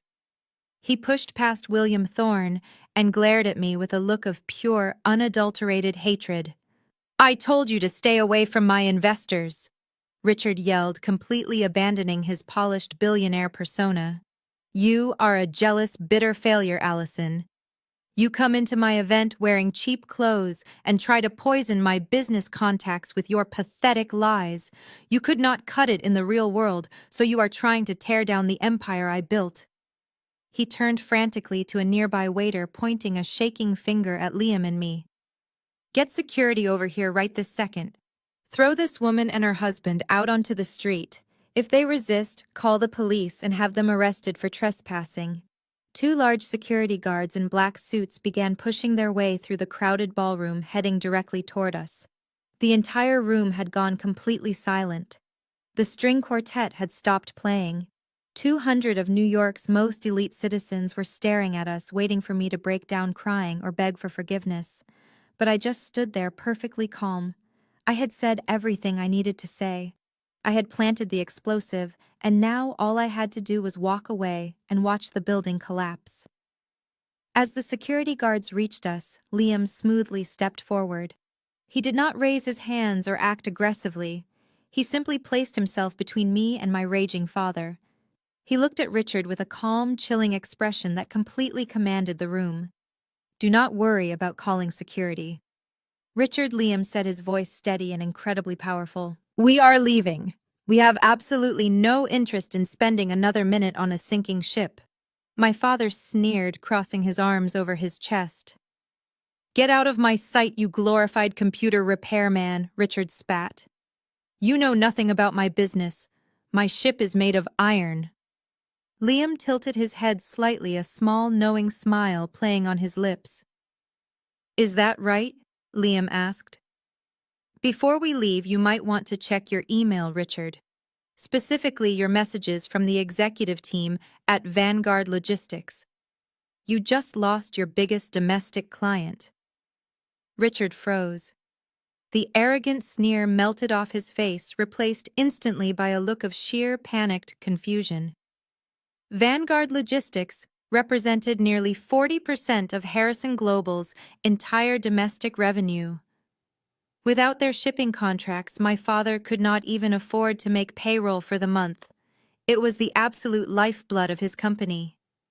"You are bluffing, Richard," whispered his voice, suddenly lacking all its previous bravado. Liam did not say another word. He just reached out gently, took my hand, and turned around. We began walking toward the grand exit of the ballroom. Behind us, I heard the frantic rustling of fabric as my father desperately dug into his tuxedo pocket to retrieve his phone. We were halfway to the doors when the sound hit. It was a loud, agonizing gasp, followed by the sound of a heavy phone clattering against the marble floor. I did not turn around to look, but I knew exactly what had happened. Richard had opened the email. He had seen the official termination notice. The empire he loved more than his own daughter was officially dead. We pushed through the heavy gilded doors and walked out into the crisp, cool night air. The valet rushed forward asking if we needed a car, but we just waved him off and started walking down the grand driveway together. The tension that had been building in my chest for 2 straight years completely evaporated. The night sky above us felt expansive and clear. We did not speak for a long time, simply enjoying the quiet rhythm of our footsteps on the pavement. We had walked into the lion's den dressed as sheep, and we had completely slaughtered the king. The next morning, the financial world woke up to a massacre. The news networks broke the story before the stock market even opened. Harrison Global Logistics was in a state of catastrophic freefall. The loss of the Vanguard contract, combined with the leaked rumors of their massive unpayable debt, sent their remaining investors running for the exits. Their stock price plummeted by 60% in a matter of hours. The dominoes were falling faster than my family could possibly comprehend. They were completely trapped, and they had absolutely no idea that their only potential savior was the very woman they had just tried to throw out of their party. We sat on our worn living room sofa, drinking cheap coffee out of chipped mugs, while watching the morning financial news. The ticker symbol for Harrison Global Logistics was flashing bright red at the bottom of the television screen, accompanied by a downward arrow that seemed to grow steeper by the minute. The anchors were speaking in hushed, urgent tones describing the catastrophic collapse of a legacy shipping empire. They detailed the sudden departure of the Vanguard account and the shocking revelation that Harrison Global's entire operational debt had been quietly sold off overnight to a private equity firm. The stock market had only been open for 2 hours, and my father's company had already lost 60% of its total valuation. I set my mug down on the coffee table and opened my laptop. It was time to throw the final anvil to the drowning men. I logged into my highly encrypted Apex Solutions terminal and authorized our corporate attorneys to send the official letter of intent directly to the Harrison Global Board of Directors. It was a hostile buyout offer of unprecedented aggression. I drafted the terms myself, deliberately designing them to be as ruthless as possible. Apex Solutions offered to purchase all physical assets, international contracts, and remaining infrastructure of Harrison Global for 10 cents on the dollar. The contract stipulated that we would assume their massive debt portfolio, but in exchange, the existing executive board would be entirely dissolved. There were absolutely no severance packages included. There were no golden parachutes. It was a brutal, uncompromising demand for total surrender. But because the banks were preparing to seize the company by the end of the week, it was the only actual lifeline my father had left to avoid total personal bankruptcy and potential criminal liability for Jamal's fraudulent ledgers. Within minutes of the email being dispatched, the walls of the Harrison Global corporate headquarters began to cave in. I did not have to guess what was happening inside that building, because my phone started vibrating with text messages from a few sympathetic former colleagues who still worked in the lower-level accounting departments. A junior analyst named David texted me a play-by-play of the absolute meltdown occurring on the executive floor. David wrote, "Allison, you would not believe the chaos here. Richard just smashed a glass vase against the boardroom wall. Jamal has locked himself in his office and is literally feeding months of financial reports into a paper shredder.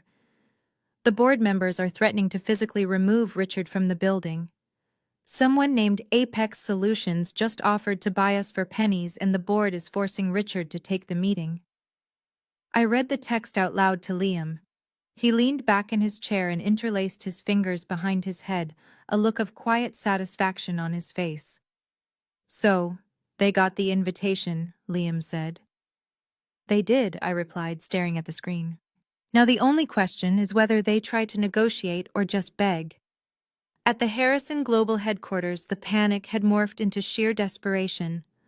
My father and Jamal were backed into a corner with absolutely nowhere to run. According to David, the board of directors had issued Richard a final ultimatum. He had exactly 48 hours to prepare a pitch deck for the mysterious executives at Apex Solutions. He had to convince this unknown tech conglomerate to finalize the buyout and assume the debt before the banks locked the doors.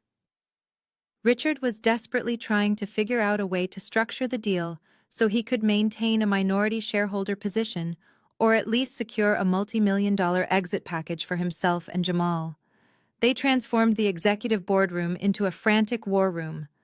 Jamal stopped shredding documents long enough to try and research the enemy. He scoured the internet looking for any information on Apex Solutions. He tried to find the names of the CEO, the board members, or the primary investors, but he found absolutely nothing. I had done my job too well. The entire corporate structure of Apex was hidden behind layers of anonymous Delaware shell companies and ironclad non-disclosure agreements. As far as the public internet was concerned, Apex Solutions was a ghost that only existed on legally binding digital contracts. But Jamal did not give up. In his desperate, frantic searching, he started looking through professional networking sites, hoping to find a mid-level employee he could bribe or intimidate for inside information. He typed Apex Solutions into the search bar of LinkedIn and started scrolling through the sparse results. That was when he triggered the trap I had set weeks ago. A month prior, anticipating this exact moment, I had quietly updated my own professional profile online. I changed my current employment status to read simply consultant at Apex Solutions. I deliberately chose the word consultant because it was beautifully ambiguous. In the corporate world, a consultant could be a highly paid senior advisor, or it could be a disposable hourly contractor hired to organize digital files and fetch coffee. Knowing my family's deep-seated arrogance and their absolute conviction that I was a destitute failure, I knew exactly how they would interpret it. When Jamal's eyes landed on my name on that screen, his desperate mind did exactly what I calculated it would do. He did not look at my Ivy League degree or my 10 years of elite financial experience. He did not connect the dots and realize that my brilliant software developer husband might be involved in a tech company. All Jamal saw was the broke sister he had mocked at the grocery store, the woman wearing a cheap dress at the charity gala, miraculously claiming to work for the billion-dollar firm that was currently destroying him. David texted me the update an hour later. David wrote, "Jamal just came sprinting out of his office screaming your name. He dragged Brittany and Richard into the conference room and locked the door. They were pointing at a laptop screen. I think they found out where you work, Allison." I smiled a cold, sharp smile. They had taken the bait perfectly. In their twisted, narcissistic reality, they genuinely believed I was a bottom-tier desk clerk hired to do data entry. They thought I was sitting in a cubicle somewhere sorting mail for the executives who were about to buy their company. Instead of feeling intimidated, their desperation morphed into predatory opportunism. They realized they had a Trojan horse inside the enemy gates. They spent the rest of the afternoon frantically assembling a pathetic pitch deck. It was a masterclass in delusion. Jamal tried to manipulate the graphics to make their catastrophic losses look like temporary market fluctuations. My father practiced his arrogant billionaire posture, determined to walk into the Apex boardroom and demand respect from whoever was running the show. But they knew their numbers were garbage. They knew the Apex CEO would likely laugh them out of the room unless they had an inside advantage. They needed someone to physically place their doctored pitch deck directly onto the CEO's desk before the official meeting. They needed someone invisible, someone low enough on the corporate ladder that they could slip into the executive suites unnoticed and leave the folder where it would be seen. They needed their desperate broke charity case of a sister. They completely forgot how they had treated me for the last 2 years. They forgot the insults the coffee spilled on my coat, the cruel jokes at the gala, and the fake embezzlement lawsuit Jamal had filed to steal my grandmother's house.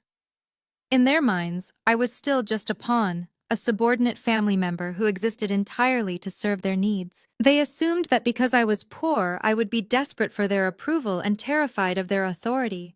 The stage was perfectly set. Liam and I spent the evening reviewing the final buyout contracts. We had the debt portfolio legally transferred into our primary holding accounts. We had the termination papers for Richard and Jamal printed on heavy cardstock. We were completely ready for the final execution. I turned my phone on silent and placed it face down on the kitchen table. I knew what was coming next. The desperation was about to boil over from their boardroom directly to my front door. They were going to try to use me one last time, completely unaware that they were handing the murder weapon directly to their executioner. The heavy silence of our Brooklyn apartment was suddenly shattered by the harsh mechanical buzz of the front door intercom. I did not even flinch. I left my phone face down on the kitchen table, walked over to the security monitor, and pressed the screen. Standing on the dimly lit concrete stoop, looking completely out of place in her designer trench coat, was my mother. Patricia Harrison had actually lowered herself to visit the borough she constantly referred to as a wasteland. She was clutching a thick, glossy black folder against her chest like it was a shield. I pressed the button to unlock the main building door and waited at the top of the stairs. A minute later, she appeared in the hallway. She had clearly spent time in the car practicing her performance. Her usually flawless hair was slightly disheveled to give the illusion of frantic distress. Her makeup was deliberately minimal to emphasize the dark circles under her eyes. She looked up at me standing in the doorway and immediately forced a loud theatrical sob. "Allison, my sweet girl," Patricia cried, reaching out with her free hand as she rushed toward me. I did not step aside to let her in.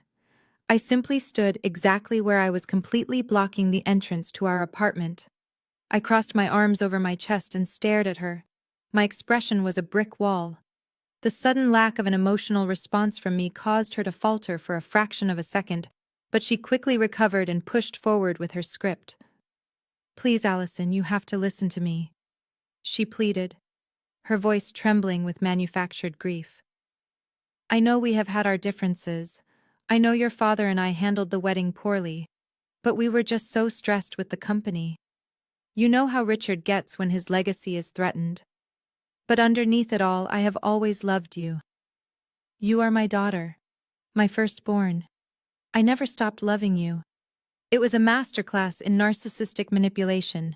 In a span of 10 seconds, she had minimized 2 years of psychological abuse as a simple difference of opinion, blamed her horrific behavior on corporate stress, and weaponized the concept of a mother's love. 2 years ago, those words would have brought me to my knees. I would have done anything to hear my mother say she loved me.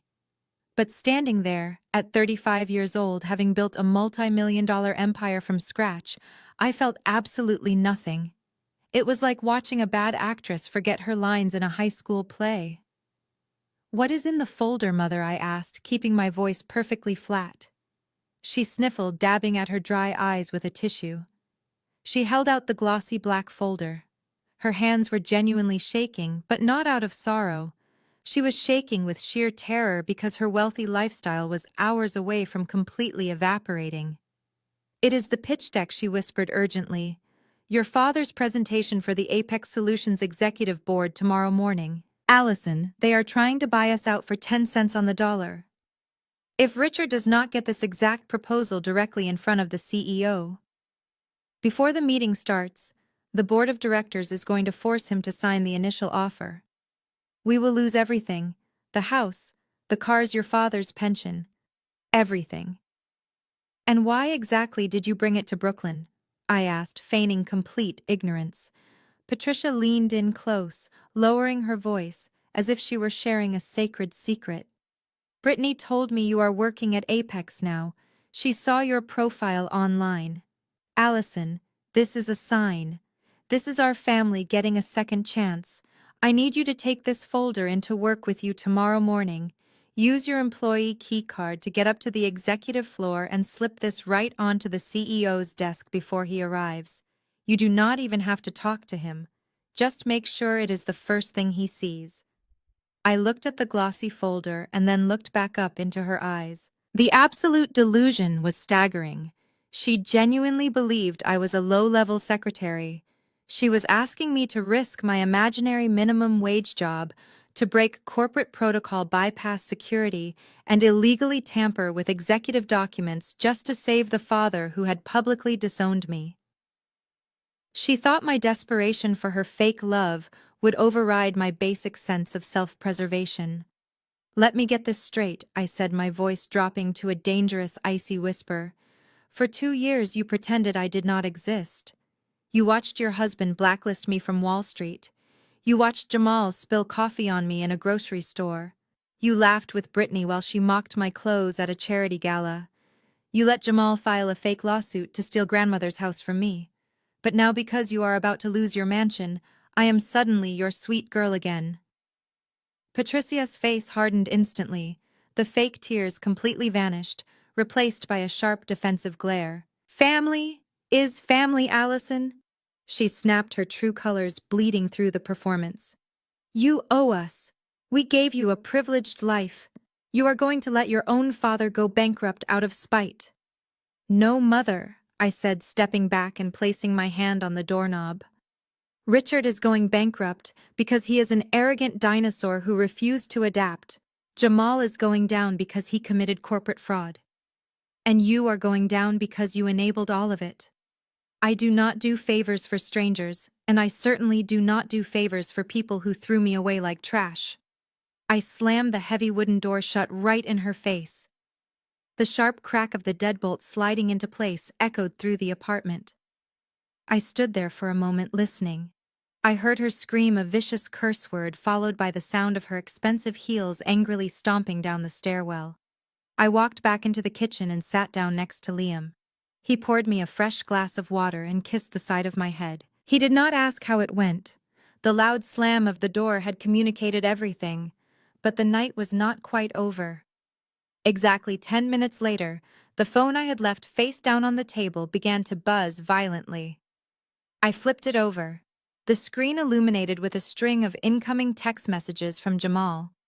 My mother had clearly called him the second she got back to her car to report that the emotional manipulation tactic had completely failed. Jamal being the arrogant bully that he was, decided to immediately switch tactics and rely on pure intimidation. I opened the messages. Jamal wrote, "Patricia just told me what you did, you ungrateful little brat. You think you hold the cards because you got some pathetic desk job at the company buying us out. You think you can just shut the door on your family when we need you. Let me make this incredibly clear for you, Allison." The second message arrived a moment later. Jamal wrote, "You are going to print out the digital copy of the pitch deck I just emailed you. You are going to put it on your boss's desk tomorrow morning. If you do not help us get this buyout approved, I swear to God, when Richard and I walk into that boardroom tomorrow, I will personally tell the Apex CEO that you embezzled millions from Harrison Global. I will show him the lawsuit. I will have him fire your broke ass on the spot. You will be back on the street clipping coupons by noon. Do not test me." I read the texts out loud to Liam. The sheer absurdity of his threats hung in the air. Jamal was sitting in his office, completely surrounded by the wreckage of his own incompetence, desperately trying to extort the chief financial officer of the company that owned his entire life. He thought he was holding a gun to my head, but he was completely unaware that it was not even loaded. I picked up my phone to type my reply. I did not write a long paragraph. I did not argue or defend myself. I just typed 2 sentences that would guarantee he walked into the boardroom the next morning, vibrating with false confidence. "I will make sure the CEO sees this message. Good luck at the meeting tomorrow, Jamal." I hit send and immediately powered the phone completely off. I tossed it onto the kitchen counter and looked at Liam. A slow, dangerous smile spread across his face. We spent the rest of the evening in total silence, meticulously preparing for the execution. We walked into the bedroom and pulled our actual professional wardrobes out from the back of the closet, hidden beneath the cheap sweaters and clearance rack dresses we had worn for the last 2 years. Liam laid out his custom-tailored $10,000 Tom Ford suit, perfectly pressed and pristine. I pulled out my sharpest designer blazer and my favorite pair of expensive heels. We gathered the heavy stacks of legal documents, the incorporation papers for Apex Solutions, proving our absolute ownership, the massive debt portfolio contracts we had purchased from the investment banks, and finally the heavily researched, meticulously documented files of Jamal's corporate fraud, ready to be handed directly over to the Securities and Exchange Commission. The anticipation in the apartment was electric. The 2 years of poverty, the cruel insults, the blacklisting, the public humiliations, it had all led to this exact moment. They were going to wake up tomorrow morning, put on their expensive suits, and walk straight into the belly of the beast. They were going to walk in demanding respect, demanding money, and demanding my termination. We turned off the lights in the apartment and went to sleep. The trap was locked. The snare was pulled tight. Tomorrow morning, the ghost empire of Apex Solutions was finally going to reveal its face, and the Harrison family legacy was going to burn to the ground. The morning sun hit the glass facade of the Apex Solutions Tower in Lower Manhattan like a massive spotlight. Liam and I arrived at 6 in the morning, entering through the private underground garage to avoid any chance of an early encounter. By 8, we were standing side by side in the executive control room, looking at the wall of high-definition security monitors. The camera feeds covered every inch of the penthouse floor from the elevator banks to the main lobby. We did not have to wait long for the show to begin. At exactly 8:45, the private elevator doors chimed and slid open.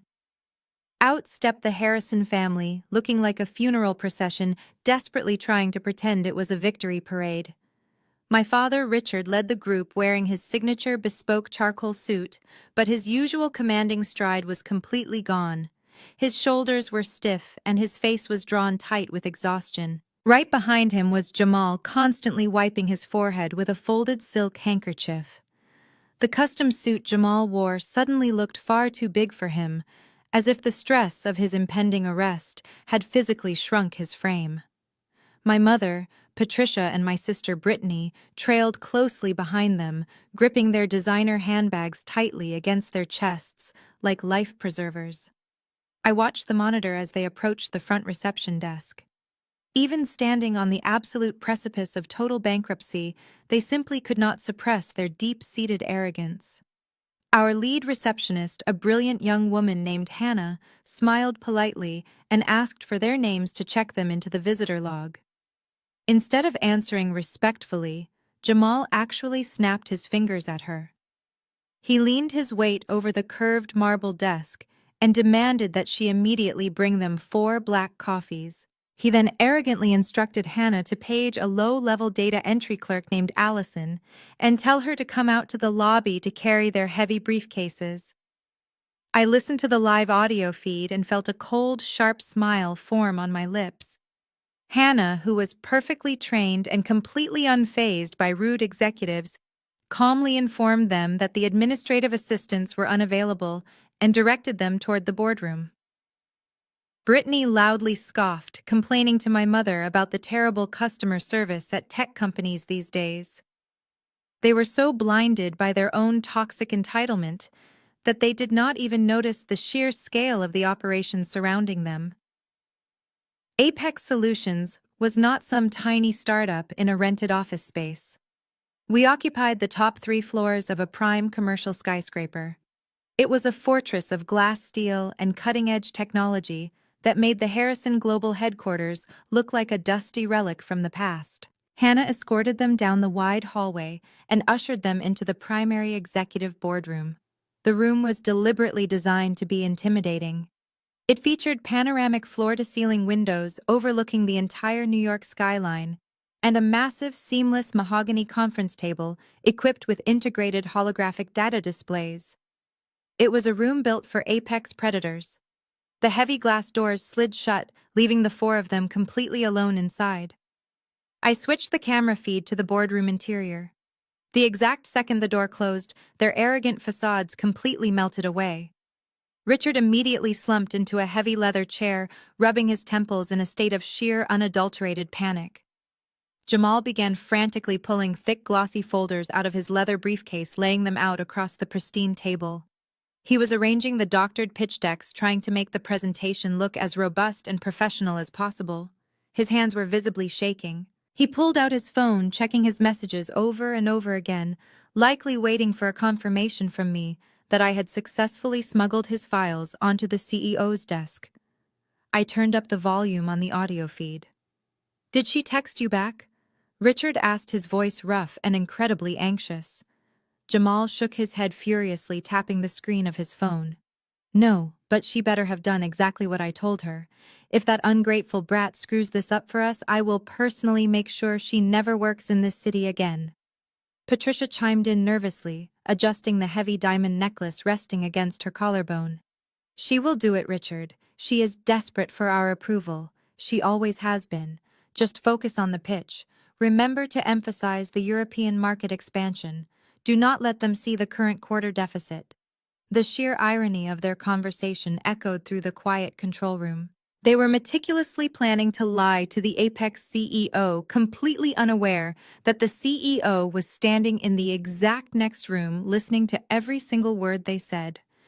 They were banking their entire corporate survival on the blind compliance of a daughter they considered entirely worthless. They genuinely believed I was terrified of them. They thought their petty threats had worked. Brittany paced back and forth in front of the massive windows, her designer heels clicking anxiously against the hardwood floor. "What if they just say no?" Brittany asked, her voice pitching up with panic. "What if they look at the debt and back out?" "We cannot lose the house, Daddy. My friends think we are untouchable. I cannot move into a normal apartment." Richard slammed his fist down onto the mahogany table, silencing her instantly. "We are not losing anything," Richard growled, his eyes wide and desperate. "We are the Harrisons. I built an empire from nothing. These tech kids might have money, but they do not have our legacy. We go in there, we project absolute strength, and we do not leave until they sign the bailout agreement. Jamal, you let me do the talking. You only speak to confirm the numbers." Jamal swallowed hard, wiping another layer of sweat from his forehead. "Yes, sir. Absolutely." Liam reached over and muted the audio feed. He adjusted the cuffs of his $10,000 suit, checking the time on his heavy silver watch. He looked at me, his blue eyes sharp, calm, and completely focused. "Are you ready?" he asked softly. I looked down at the heavy leather portfolio resting in my hands. It contained the formal incorporation papers, the purchase debt contracts, and the complete devastating financial autopsy of Harrison Global Logistics. I had spent 2 long years sharpening this blade in absolute silence, and it was finally time to swing it. "I have never been more ready in my entire life," I replied. We stepped out of the control room and walked silently down the long corridor leading to the boardroom. My heels clicked rhythmically against the polished marble floors, sounding like the steady ticking of a clock running out of time. The power dynamic of the universe had entirely shifted. I was no longer the discarded daughter walking away from a rehearsal dinner in tears. I was the executioner walking toward the chopping block. As we approached the massive double doors, I could see the blurry outlines of my family through the frosted glass center panels. They had stopped pacing. Richard was barking last-minute instructions, telling everyone to stand up straight and look successful. Liam reached out and firmly grasped the brushed steel handle of the boardroom door. He pushed it open with a heavy, decisive click that echoed loudly in the quiet space. Inside the room, all 4 members of my family instantly snapped to attention. They scrambled to stand behind the luxurious leather chairs, frantically plastering on their absolute best corporate smiles. They were ready to bow down and worship their corporate saviors. They were ready to sell their souls to the mysterious billionaires who held their lives in their hands. The heavy mahogany doors swung fully open. Liam stepped into the boardroom first, and the transformation was absolute. The man who my family had relentlessly mocked for 2 years, the man they called a broke IT guy and a parasite, walked into the room wearing a custom-tailored $10,000 Navy Tom Ford suit. The cut of the fabric was flawless, completely transforming his posture. A heavy silver Audemars Piguet watch gleamed quietly on his left wrist as he moved. He did not look nervous or intimidated. He walked with the relaxed, predatory grace of a man who owned the entire building and knew exactly how much power he held in his hands. I stepped through the doors a half-second behind him. I had traded my clearance rack dresses and thrift store sweaters for a razor-sharp black designer blazer and a pair of pristine high heels that clicked with authority against the polished floor. In my hands, I carried a thick black leather portfolio containing the Harrison Global debt contracts and the complete financial autopsy of my father's crumbling empire. We walked past the massive floor-to-ceiling windows overlooking the New York skyline and moved directly toward the center of the room. My father, Richard, was standing near the edge of the conference table. He had his right hand fully extended, preparing to firmly shake the hand of his mysterious billionaire savior. His face was plastered with the most desperate, eager fake smile I had ever seen. When his eyes registered that it was Liam walking toward him, Richard's hand froze completely suspended in midair. His eager smile rigidly locked onto his face as his brain violently rejected the visual information he was receiving. Beside him, my mother Patricia gasped audibly, bringing a trembling hand up to cover her mouth. Brittany just stared her eyes wide with total uncomprehending shock. Liam ignored my father's frozen outstretched hand entirely. He walked straight to the head of the massive conference table, unbuttoned his suit jacket with one fluid motion, and sat down in the high-backed leather CEO chair. I walked to the seat immediately to his right, the designated chair for the chief financial officer. I placed my heavy leather portfolio onto the table and sat down beside my husband. The silence that fell over the room was absolute. It was a heavy, suffocating vacuum of sound, broken only by the faint hum of the climate control system. My family stood frozen on the opposite side of the table, staring at us, as if we had just dropped out of the sky.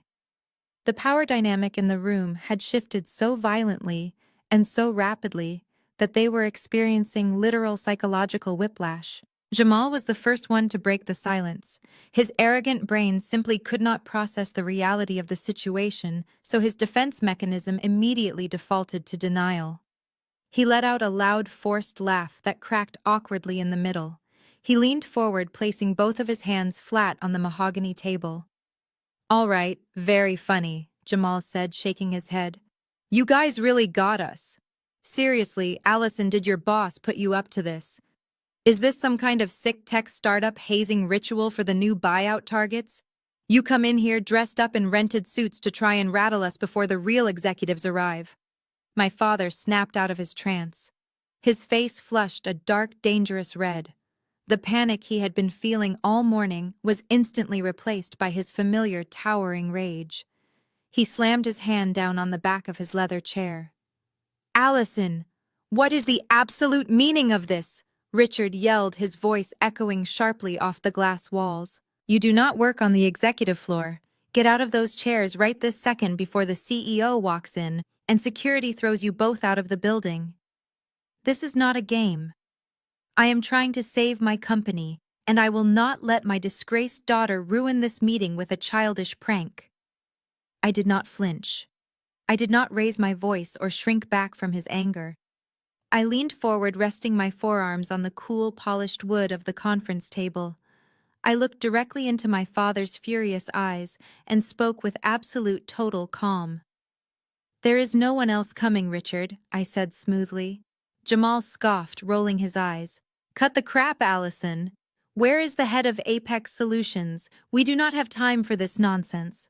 We are here to negotiate a 10-cent on the dollar buyout, and we are absolutely not wasting our morning talking to a glorified secretary and her computer repairman husband. Tell whoever sent you that Richard Harrison is ready to speak to the real boss." I turned my gaze away from my father and locked eyes with Jamal. The sheer, unearned arrogance radiating from him was astounding. He was standing in the middle of a burning building demanding to speak to the manager.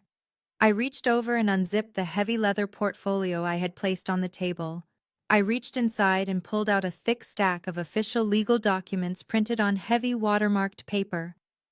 They were the Delaware State Corporate Incorporation certificates and the official board of directors registry for Apex Solutions. It was the undeniable, legally binding proof of total ownership. I placed my hand flat firmly on top of the stack of papers. I pushed the documents across the long, smooth surface of the mahogany table. The thick stack of papers slid perfectly, stopping right in front of Jamal's clenched fists. "Read it, Jamal," I commanded, my voice dropping to a cold, authoritative register. "Read the names of the primary shareholders." Jamal looked down at the documents. He let out another dismissive scoff, but he reached out and picked up the top page. I watched his eyes scan the dense legal text. I watched as he found the section outlining the executive officers. I watched his eyes read the names Liam and Allison. The physical reaction was instantaneous and devastating. The blood completely drained from Jamal's face, leaving his skin looking like pale ash. His mouth fell open, but no sound came out. His hands began to visibly shake, causing the heavy paper to rattle in his grip. His knees buckled slightly, and he had to lean heavily against the edge of the table just to keep himself standing upright. "What is it, Jamal?" my father demanded, his voice suddenly losing its booming authority. "What does the paper say?" Jamal could not speak. He just slowly lifted his terrified eyes and stared at Liam. He looked at the custom suit, he looked at the expensive watch, and he finally looked at the calm, calculating intelligence radiating from Liam's face. The horrifying reality of the situation crashed down onto Jamal, crushing his massive ego into dust. Richard snatched the paper out of Jamal's trembling hand. My father put on his reading glasses and looked at the document. He read the names. He read the corporate titles. He read the official signatures at the bottom of the page. "No," Richard whispered, dropping the paper onto the table as if it had physically burned him. "No, this is impossible. This is a forgery. You two do not have the capital to build a tech conglomerate. You live in a slum in Brooklyn. You buy generic groceries. You are broke." Liam finally spoke. His voice was deep, resonant, and completely devoid of pity.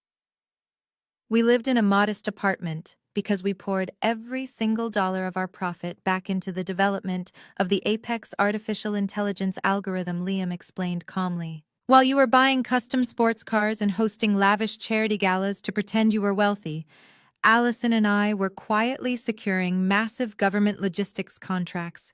We did not need to flaunt our wealth, Richard. We were too busy using it to buy your entire industry out from under you." My mother let out a sharp, terrified wail. She collapsed backward into one of the guest chairs, clutching her chest.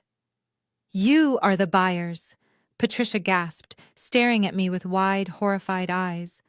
"You are the ones who offered 10 cents on the dollar for the company.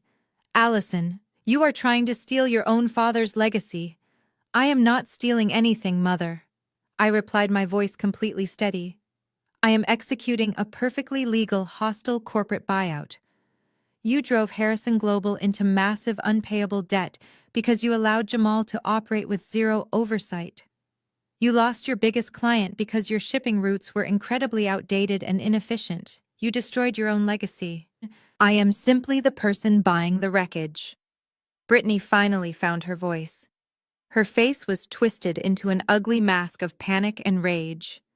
"You cannot do this to us, Allison," she screamed, slamming her hands on the table. "We are your family. You cannot just take the company and leave us with nothing. Mom said you were just a desk clerk here. You lied to us." I looked at my sister, the golden child who had spent her entire life stepping on my neck to elevate herself. "I did not lie to anyone, Brittany," I said. "You assumed I was a desk clerk because you are blinded by your own narcissism. You assumed I was broke because you desperately needed someone to look down on. Your arrogance was your ultimate weakness, and I weaponized it against you. I reached back into the leather portfolio and pulled out a second stack of documents. This stack was significantly thicker. These were the Harrison Global debt contracts, the massive bridge loans, the corporate mortgages, the high-interest credit lines that my father desperately needed to pay off to avoid total financial ruin. I dropped the massive stack of debt contracts heavily onto the table. The sound echoed like a gunshot in the silent room. 2 days ago, Apex Solutions quietly purchased your entire debt portfolio from the investment banks, I announced, stating the facts with surgical precision. We own your mortgages. We own your credit lines. We literally own the building you are standing in right now. My father stared at the massive stack of debt contracts. The arrogant billionaire CEO, the man who had completely controlled my life for 33 years, finally broke. His shoulders completely collapsed. He looked small, old, and incredibly fragile. He slowly sank into the chair opposite Liam, staring blankly at the polished wood of the table. Jamal, however, was entirely consumed by panic. He scrambled around the table, rushing toward my chair. He stopped a few feet away, holding his hands up in a desperate, pleading gesture. "Allison, listen to me," Jamal begged, his voice cracking with hysteria. "You do not have to do this. We can work together. I am the Vice President of Finance. I know the Harrison Global books better than anyone. Keep me on the executive team. Give me a consulting role. I can help you transition the assets. We are family, right? Please, Allison, do not fire me." I looked at the man who had mocked my husband, who had spilled coffee on my coat, and who had filed a fraudulent lawsuit to steal my grandmother's house. I reached into my portfolio one last time and pulled out a single thin red folder. I slid it across the table toward him. "You are right, Jamal," I said, a cold smile finally touching my lips. "You do know the books better than anyone, which is exactly why I am not just firing you. I am handing this red folder directly over to the Securities and Exchange Commission this afternoon. It contains absolute, undeniable proof of your corporate embezzlement and your fraudulent quarterly reports." Jamal stared at the red folder as if it were a venomous snake. He backed away from the table, his breathing ragged and shallow. He knew his life was entirely over. He was not just losing his job and his wealth, he was going to federal prison. The boardroom was filled with the sounds of my mother's quiet sobbing and Jamal's frantic hyperventilation. I sat perfectly still in my expensive suit, sitting next to my brilliant husband, looking across the table at the ruins of the people who had tried to destroy me. The silence that followed was no longer deafening. It was the sweetest sound I had ever heard. I did not let the sound of my mother sobbing or Jamal hyperventilating disrupt the absolute control I had over the room. I reached out and opened the thin red folder that lay on the table. The crisp sound of the turning page echoed like a judge striking a gavel. "Let us start with the third quarter of last year," I said, my voice cutting through their panic like a surgical blade. I looked directly at Jamal, who was still leaning heavily against the far glass wall of the boardroom. "You reported a net corporate profit margin of 8% to the shareholders.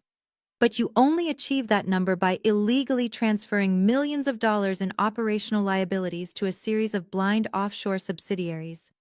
You effectively hid the company debt to artificially inflate the stock price. That is textbook securities fraud, Jamal." Jamal squeezed his eyes shut, shaking his head violently, but he did not speak. He knew I had the exact transaction records.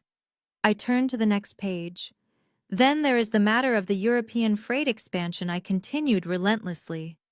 "You authorized a $2 million payout to a foreign contractor to expedite our licensing, except that contractor does not exist. The money was wired to an account in the Cayman Islands registered under a limited liability corporation that you personally control. You stole from your own father-in-law while his company was bleeding to death." "My father." Richard jerked his head up and stared at Jamal. The sheer magnitude of the betrayal finally registered in Richard's eyes. The billionaire CEO, who prided himself on absolute control, realized he had handed the keys of his empire to a con artist. Richard had sacrificed his own daughter, a fiercely loyal and brilliant financial mind, just to elevate a man who was quietly robbing him blind. "You stole from me," Richard whispered, his voice trembling with a mixture of devastation and rising fury. "I gave you everything, Jamal. I gave you my daughter's hand in marriage. I gave you an executive title, and you stole from my company." Jamal raised his hands defensively, his custom suit clinging to his sweating frame. "Richard, listen to me. I was going to put it back." Jamal pleaded, his voice cracking into a pathetic whine. "I made a few bad investments in the market. I just needed a bridge loan from the company accounts to cover my margins. I swear I was going to replace every single dollar before the annual audit." Brittany finally snapped. The realization that her lavish lifestyle was completely funded by stolen money, and that her husband was entirely responsible for the impending destruction of her family, shattered her fragile reality. She lunged toward Jamal, slapping him hard across the chest. "You idiot!" Brittany screamed, her face contorted with rage. "You told me we were rich. You told me the company was doing great. Now we are going to lose the house because you are a complete failure. I cannot be married to a criminal, Jamal. My friends will destroy me." It was a grotesque display of selfish desperation. Brittany did not care that her father was losing his legacy or that laws had been broken. She only cared about her country club memberships and her designer handbags. Liam cleared his throat. The low, powerful sound immediately silenced the bickering on the other side of the room. Liam reached inside his tailored jacket pocket, pulled out a heavy silver pen, and placed it deliberately on top of the final document resting in front of him. "The internal family drama is no longer our concern," Liam announced. He placed his hand flat on the document and slid it across the long, polished mahogany table. The thick stack of paper glided perfectly, stopping right at the edge of the table directly in front of my father. "That is the final buyout contract," Liam stated, his tone completely devoid of emotion. "Apex Solutions will acquire Harrison Global Logistics, its physical assets, its international routes, and its remaining brand equity for exactly 8 cents on the dollar. We will absorb the massive toxic debt portfolio that my wife strategically purchased from your panicked creditors. We will assume the liability for the company so it does not completely dissolve into bankruptcy by Friday." My father looked down at the contract. 8 cents. He muttered, his voice hollow and defeated. "I built this company for 30 years. It is worth billions. You cannot take it for pennies." "It was worth billions before you let Jamal run it into the ground," I corrected him sharply. "Right now, it is worth absolutely nothing. But the purchase price is only the beginning of the agreement. There are non-negotiable conditions attached to this bailout." My father looked up at me, his eyes red and rimmed with tears. "What conditions?" "First," I said, ticking the points off on my fingers. "Richard Harrison steps down as Chief Executive Officer effective immediately. You will sign the transfer of power today before 5 o'clock. There will be no corporate farewell tour. There will be no golden parachute. You receive 0 severance pay, and your shares are instantly diluted to 0. You will walk out of this building today, and you will never return." My mother let out another agonizing wail. "Allison, please!" Patricia begged, leaning across the table with her hands clasped together. "You are taking our income. You are taking the company. How will we pay the mortgage on the estate? Where will we go?" I looked at the woman who had demanded I hand over my grandmother's vintage house just days prior. "I suggest you downsize, Mother," I replied coldly. "Maybe find a nice, noisy one-bedroom apartment in Brooklyn." I turned my attention back to my father. "Second, Jamal is terminated for cause effective in this exact minute. Furthermore, this red folder containing every single piece of evidence regarding his offshore accounts and wire fraud will be couriered directly to the regional office of the Securities and Exchange Commission the moment this meeting adjourns. Apex Solutions will not harbor a criminal." Jamal let out a choked sob and slid down the wall, dropping into a crouch on the floor. He buried his face in his hands, weeping loudly, as the absolute certainty of federal prison crushed his spirit. Brittany stepped away from him, looking at her husband with pure disgust. My father stared at the silver pen resting on top of the contract. He looked at the paperwork that would strip him of his title, his wealth, and his entire identity. He looked at Jamal crying on the floor, and then he looked at me, the brilliant, capable daughter he had thrown away like garbage. Then the unthinkable happened. The proud, arrogant billionaire whose ego was larger than the skyscrapers surrounding us physically broke. Richard pushed his heavy leather chair back. His legs seemed to completely give out beneath him. He slid off the edge of the seat and dropped heavily onto his knees right on the carpeted floor of the boardroom.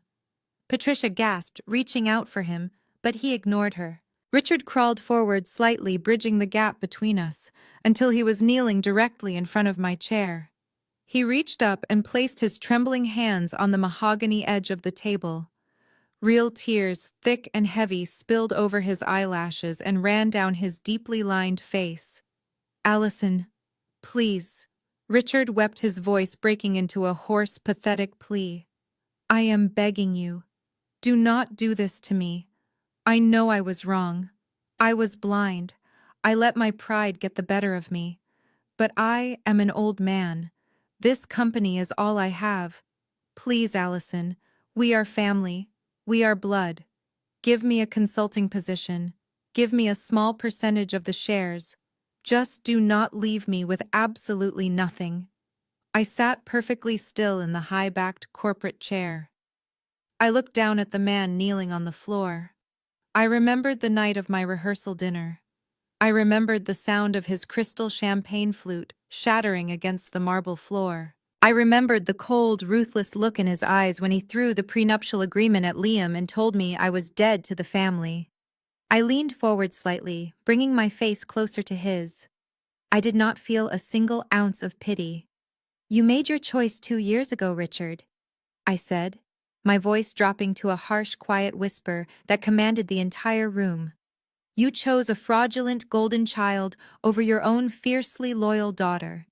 You chose the illusion of high society optics over actual competence. You threw me to the wolves, and you expected me to die in the cold. But I did not die. I learned how to hunt." I pointed to the silver pen on the contract. "You can sign that paper right now and avoid being indicted for criminal negligence alongside Jamal. Or you can refuse to sign it, and I will let the bank seize every single asset you own by tomorrow morning." Richard closed his eyes, sobbing uncontrollably. "Allison, please," he begged one final time. "Just a small severance, just enough to survive." I looked at him and delivered the absolute final blow, echoing the exact words that had severed my ties to this family forever. "You will not get a single cent from me." My father stared at my face, searching for a flicker of hesitation or an ounce of the daughter he thought he could always manipulate. He found absolutely nothing. His hands shook violently as Liam unscrewed the cap of the heavy silver pen and pushed it closer to his trembling fingers. The silence stretched for another agonizing minute before Richard finally picked up the pen. The scratching sound of the ink against the thick paper echoed loudly in the pristine boardroom. He signed his name at the bottom of the buyout contract, officially sealing the absolute destruction of his own legacy. Liam pressed a small button on the conference table console. 2 massive security guards entered the room immediately. They did not shout or use physical force, but their presence was a clear, undeniable mandate. My family was being escorted out of the building. Jamal had to be physically supported by one of the guards as his legs could barely hold his weight. Brittany walked out with her head bowed, completely stripped of her golden child arrogance. My mother wept openly, clinging to my defeated father's arm. When the heavy mahogany doors finally clicked shut, Liam and I were the only ones left in the boardroom. The air felt incredibly light. 2 years of suffocating tension had evaporated in a single morning. The aftermath was swift, brutal, and incredibly efficient. By 3 o'clock that afternoon, Harrison Global Logistics ceased to exist as an independent corporate entity. The massive illuminated logo on the front of their headquarters was dismantled by a contracted work crew. The company was officially dissolved and its profitable physical assets were absorbed directly into the Apex Solutions infrastructure. The financial news networks ran the story around the clock, completely stunned by the aggressive ghost takeover. Industry analysts called it one of the most ruthless and brilliantly executed acquisitions in modern Wall Street history. They had absolutely no idea it was orchestrated from a scratched kitchen table in a noisy Brooklyn apartment. I kept my promise regarding Jamal. The moment the ink was dry on the buyout contract, our corporate attorneys couriered the red folder directly to the regional director of the Securities and Exchange Commission. The federal response was immediate and overwhelming.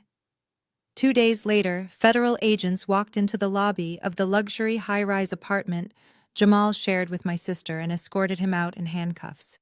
The media had an absolute field day broadcasting his highly public arrest across every major news network. The subsequent federal trial was short and devastating. Faced with an absolute mountain of undeniable digital evidence detailing his offshore accounts and wire fraud, Jamal was forced to take a plea deal. He traded his custom-tailored Italian suits for a standard federal prison uniform. For Brittany, the loss of her wealth was a fate entirely worse than death. The moment the federal agents seized their shared bank accounts, her perfect high society facade crumbled into dust. She did not stand by her husband during his trial. She immediately filed for a highly publicized and incredibly messy divorce, desperately trying to distance herself from his criminal record. But she had no independent income, no marketable skills, and absolutely no leverage. Stripped of her golden child status and her stolen luxury, she was quickly abandoned by all her wealthy friends. Her country club membership was revoked, and she was forced to pack her expensive designer clothes into cheap cardboard boxes. She had nowhere to go except back to our parents. But Richard and Patricia were facing their own brutal new reality. The meager buyout money they received was immediately swallowed by the remaining personal debts my father had secretly accumulated outside of the company. The bank foreclosed on their massive estate. The luxury cars were repossessed by the dealership. Even the vintage Hamptons property, the exact house they had tried to extort from me, was auctioned off to cover their outstanding legal fees.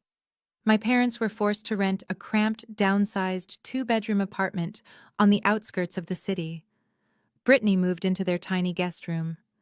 The three of them were trapped in a claustrophobic space, completely consumed by bitterness, blaming each other for their collective downfall. Richard sat in a cheap recliner all day, staring blankly at the wall, mourning his lost empire. Patricia complained endlessly about the thin walls and the loud neighbors. Brittany resented them both for failing to protect her lifestyle. The family that had bonded over their shared arrogance and cruelty was now tearing each other apart in absolute misery. I watched the fallout from a distance, and I felt absolutely zero guilt. Society conditions us to believe that blood dictates loyalty. We are taught that we must endlessly forgive the people who share our genetics, regardless of how deeply they cut us or how completely they betray us. But that is a toxic lie designed to keep victims chained to their abusers. My family had demanded my blind loyalty while actively trying to destroy my life. Cutting them off was not an act of cruelty. It was the ultimate act of self-preservation. Their toxicity was permanently severed from my life, and the silence they left behind was incredibly beautiful. Liam and I finally allowed ourselves to enjoy the fruits of our labor. We moved out of our cramped Brooklyn apartment, but we did not buy a gaudy mansion in the city to show off our wealth to the social elites. Instead, we purchased a beautiful secluded estate in the Hudson Valley, surrounded by acres of ancient trees and quiet rolling hills. Apex Solutions continued to dominate the global logistics industry, but we ran the company on our own terms. We prioritized innovation integrity and treating our employees with the basic human respect that my father had always lacked. A few months after the corporate buyout, I stood on the wide stone balcony of our new home, holding a warm cup of coffee. The morning air was crisp and clean, carrying the scent of pine and fresh rain. Liam walked up behind me, wrapping his strong arms around my waist and resting his chin gently on my shoulder. We looked out over the sprawling green landscape, listening to the quiet rustle of the wind through the leaves. I leaned back into his solid, reassuring presence. I had lost a toxic family, but I had built a magnificent empire. True family is not determined by a shared last name or a biological obligation. True family is found. It is the people who stand by you when your bank accounts are frozen and your professional reputation is dragged through the mud. It is the people who see your immense potential when everyone else tells you that you are completely worthless. It is the partner who helps you build a tech conglomerate from a tiny desk in a noisy apartment, never once doubting your brilliance. For 33 years, I allowed my worth to be dictated by a father who viewed me as a corporate transaction and a mother who viewed me as an absolute inconvenience. I spent my entire youth shrinking myself down to fit into a box they designed to keep me under their control. But standing on that balcony looking out at the beautiful life Liam and I had built together, I realized my worth was never theirs to decide. I had to let their corrupt empire burn to the ground so I could finally build my own. Have you ever been underestimated by the people who were supposed to protect you? How did you take your power back? Let me know in the comments. Do not forget to like and subscribe for more stories about surviving toxic families.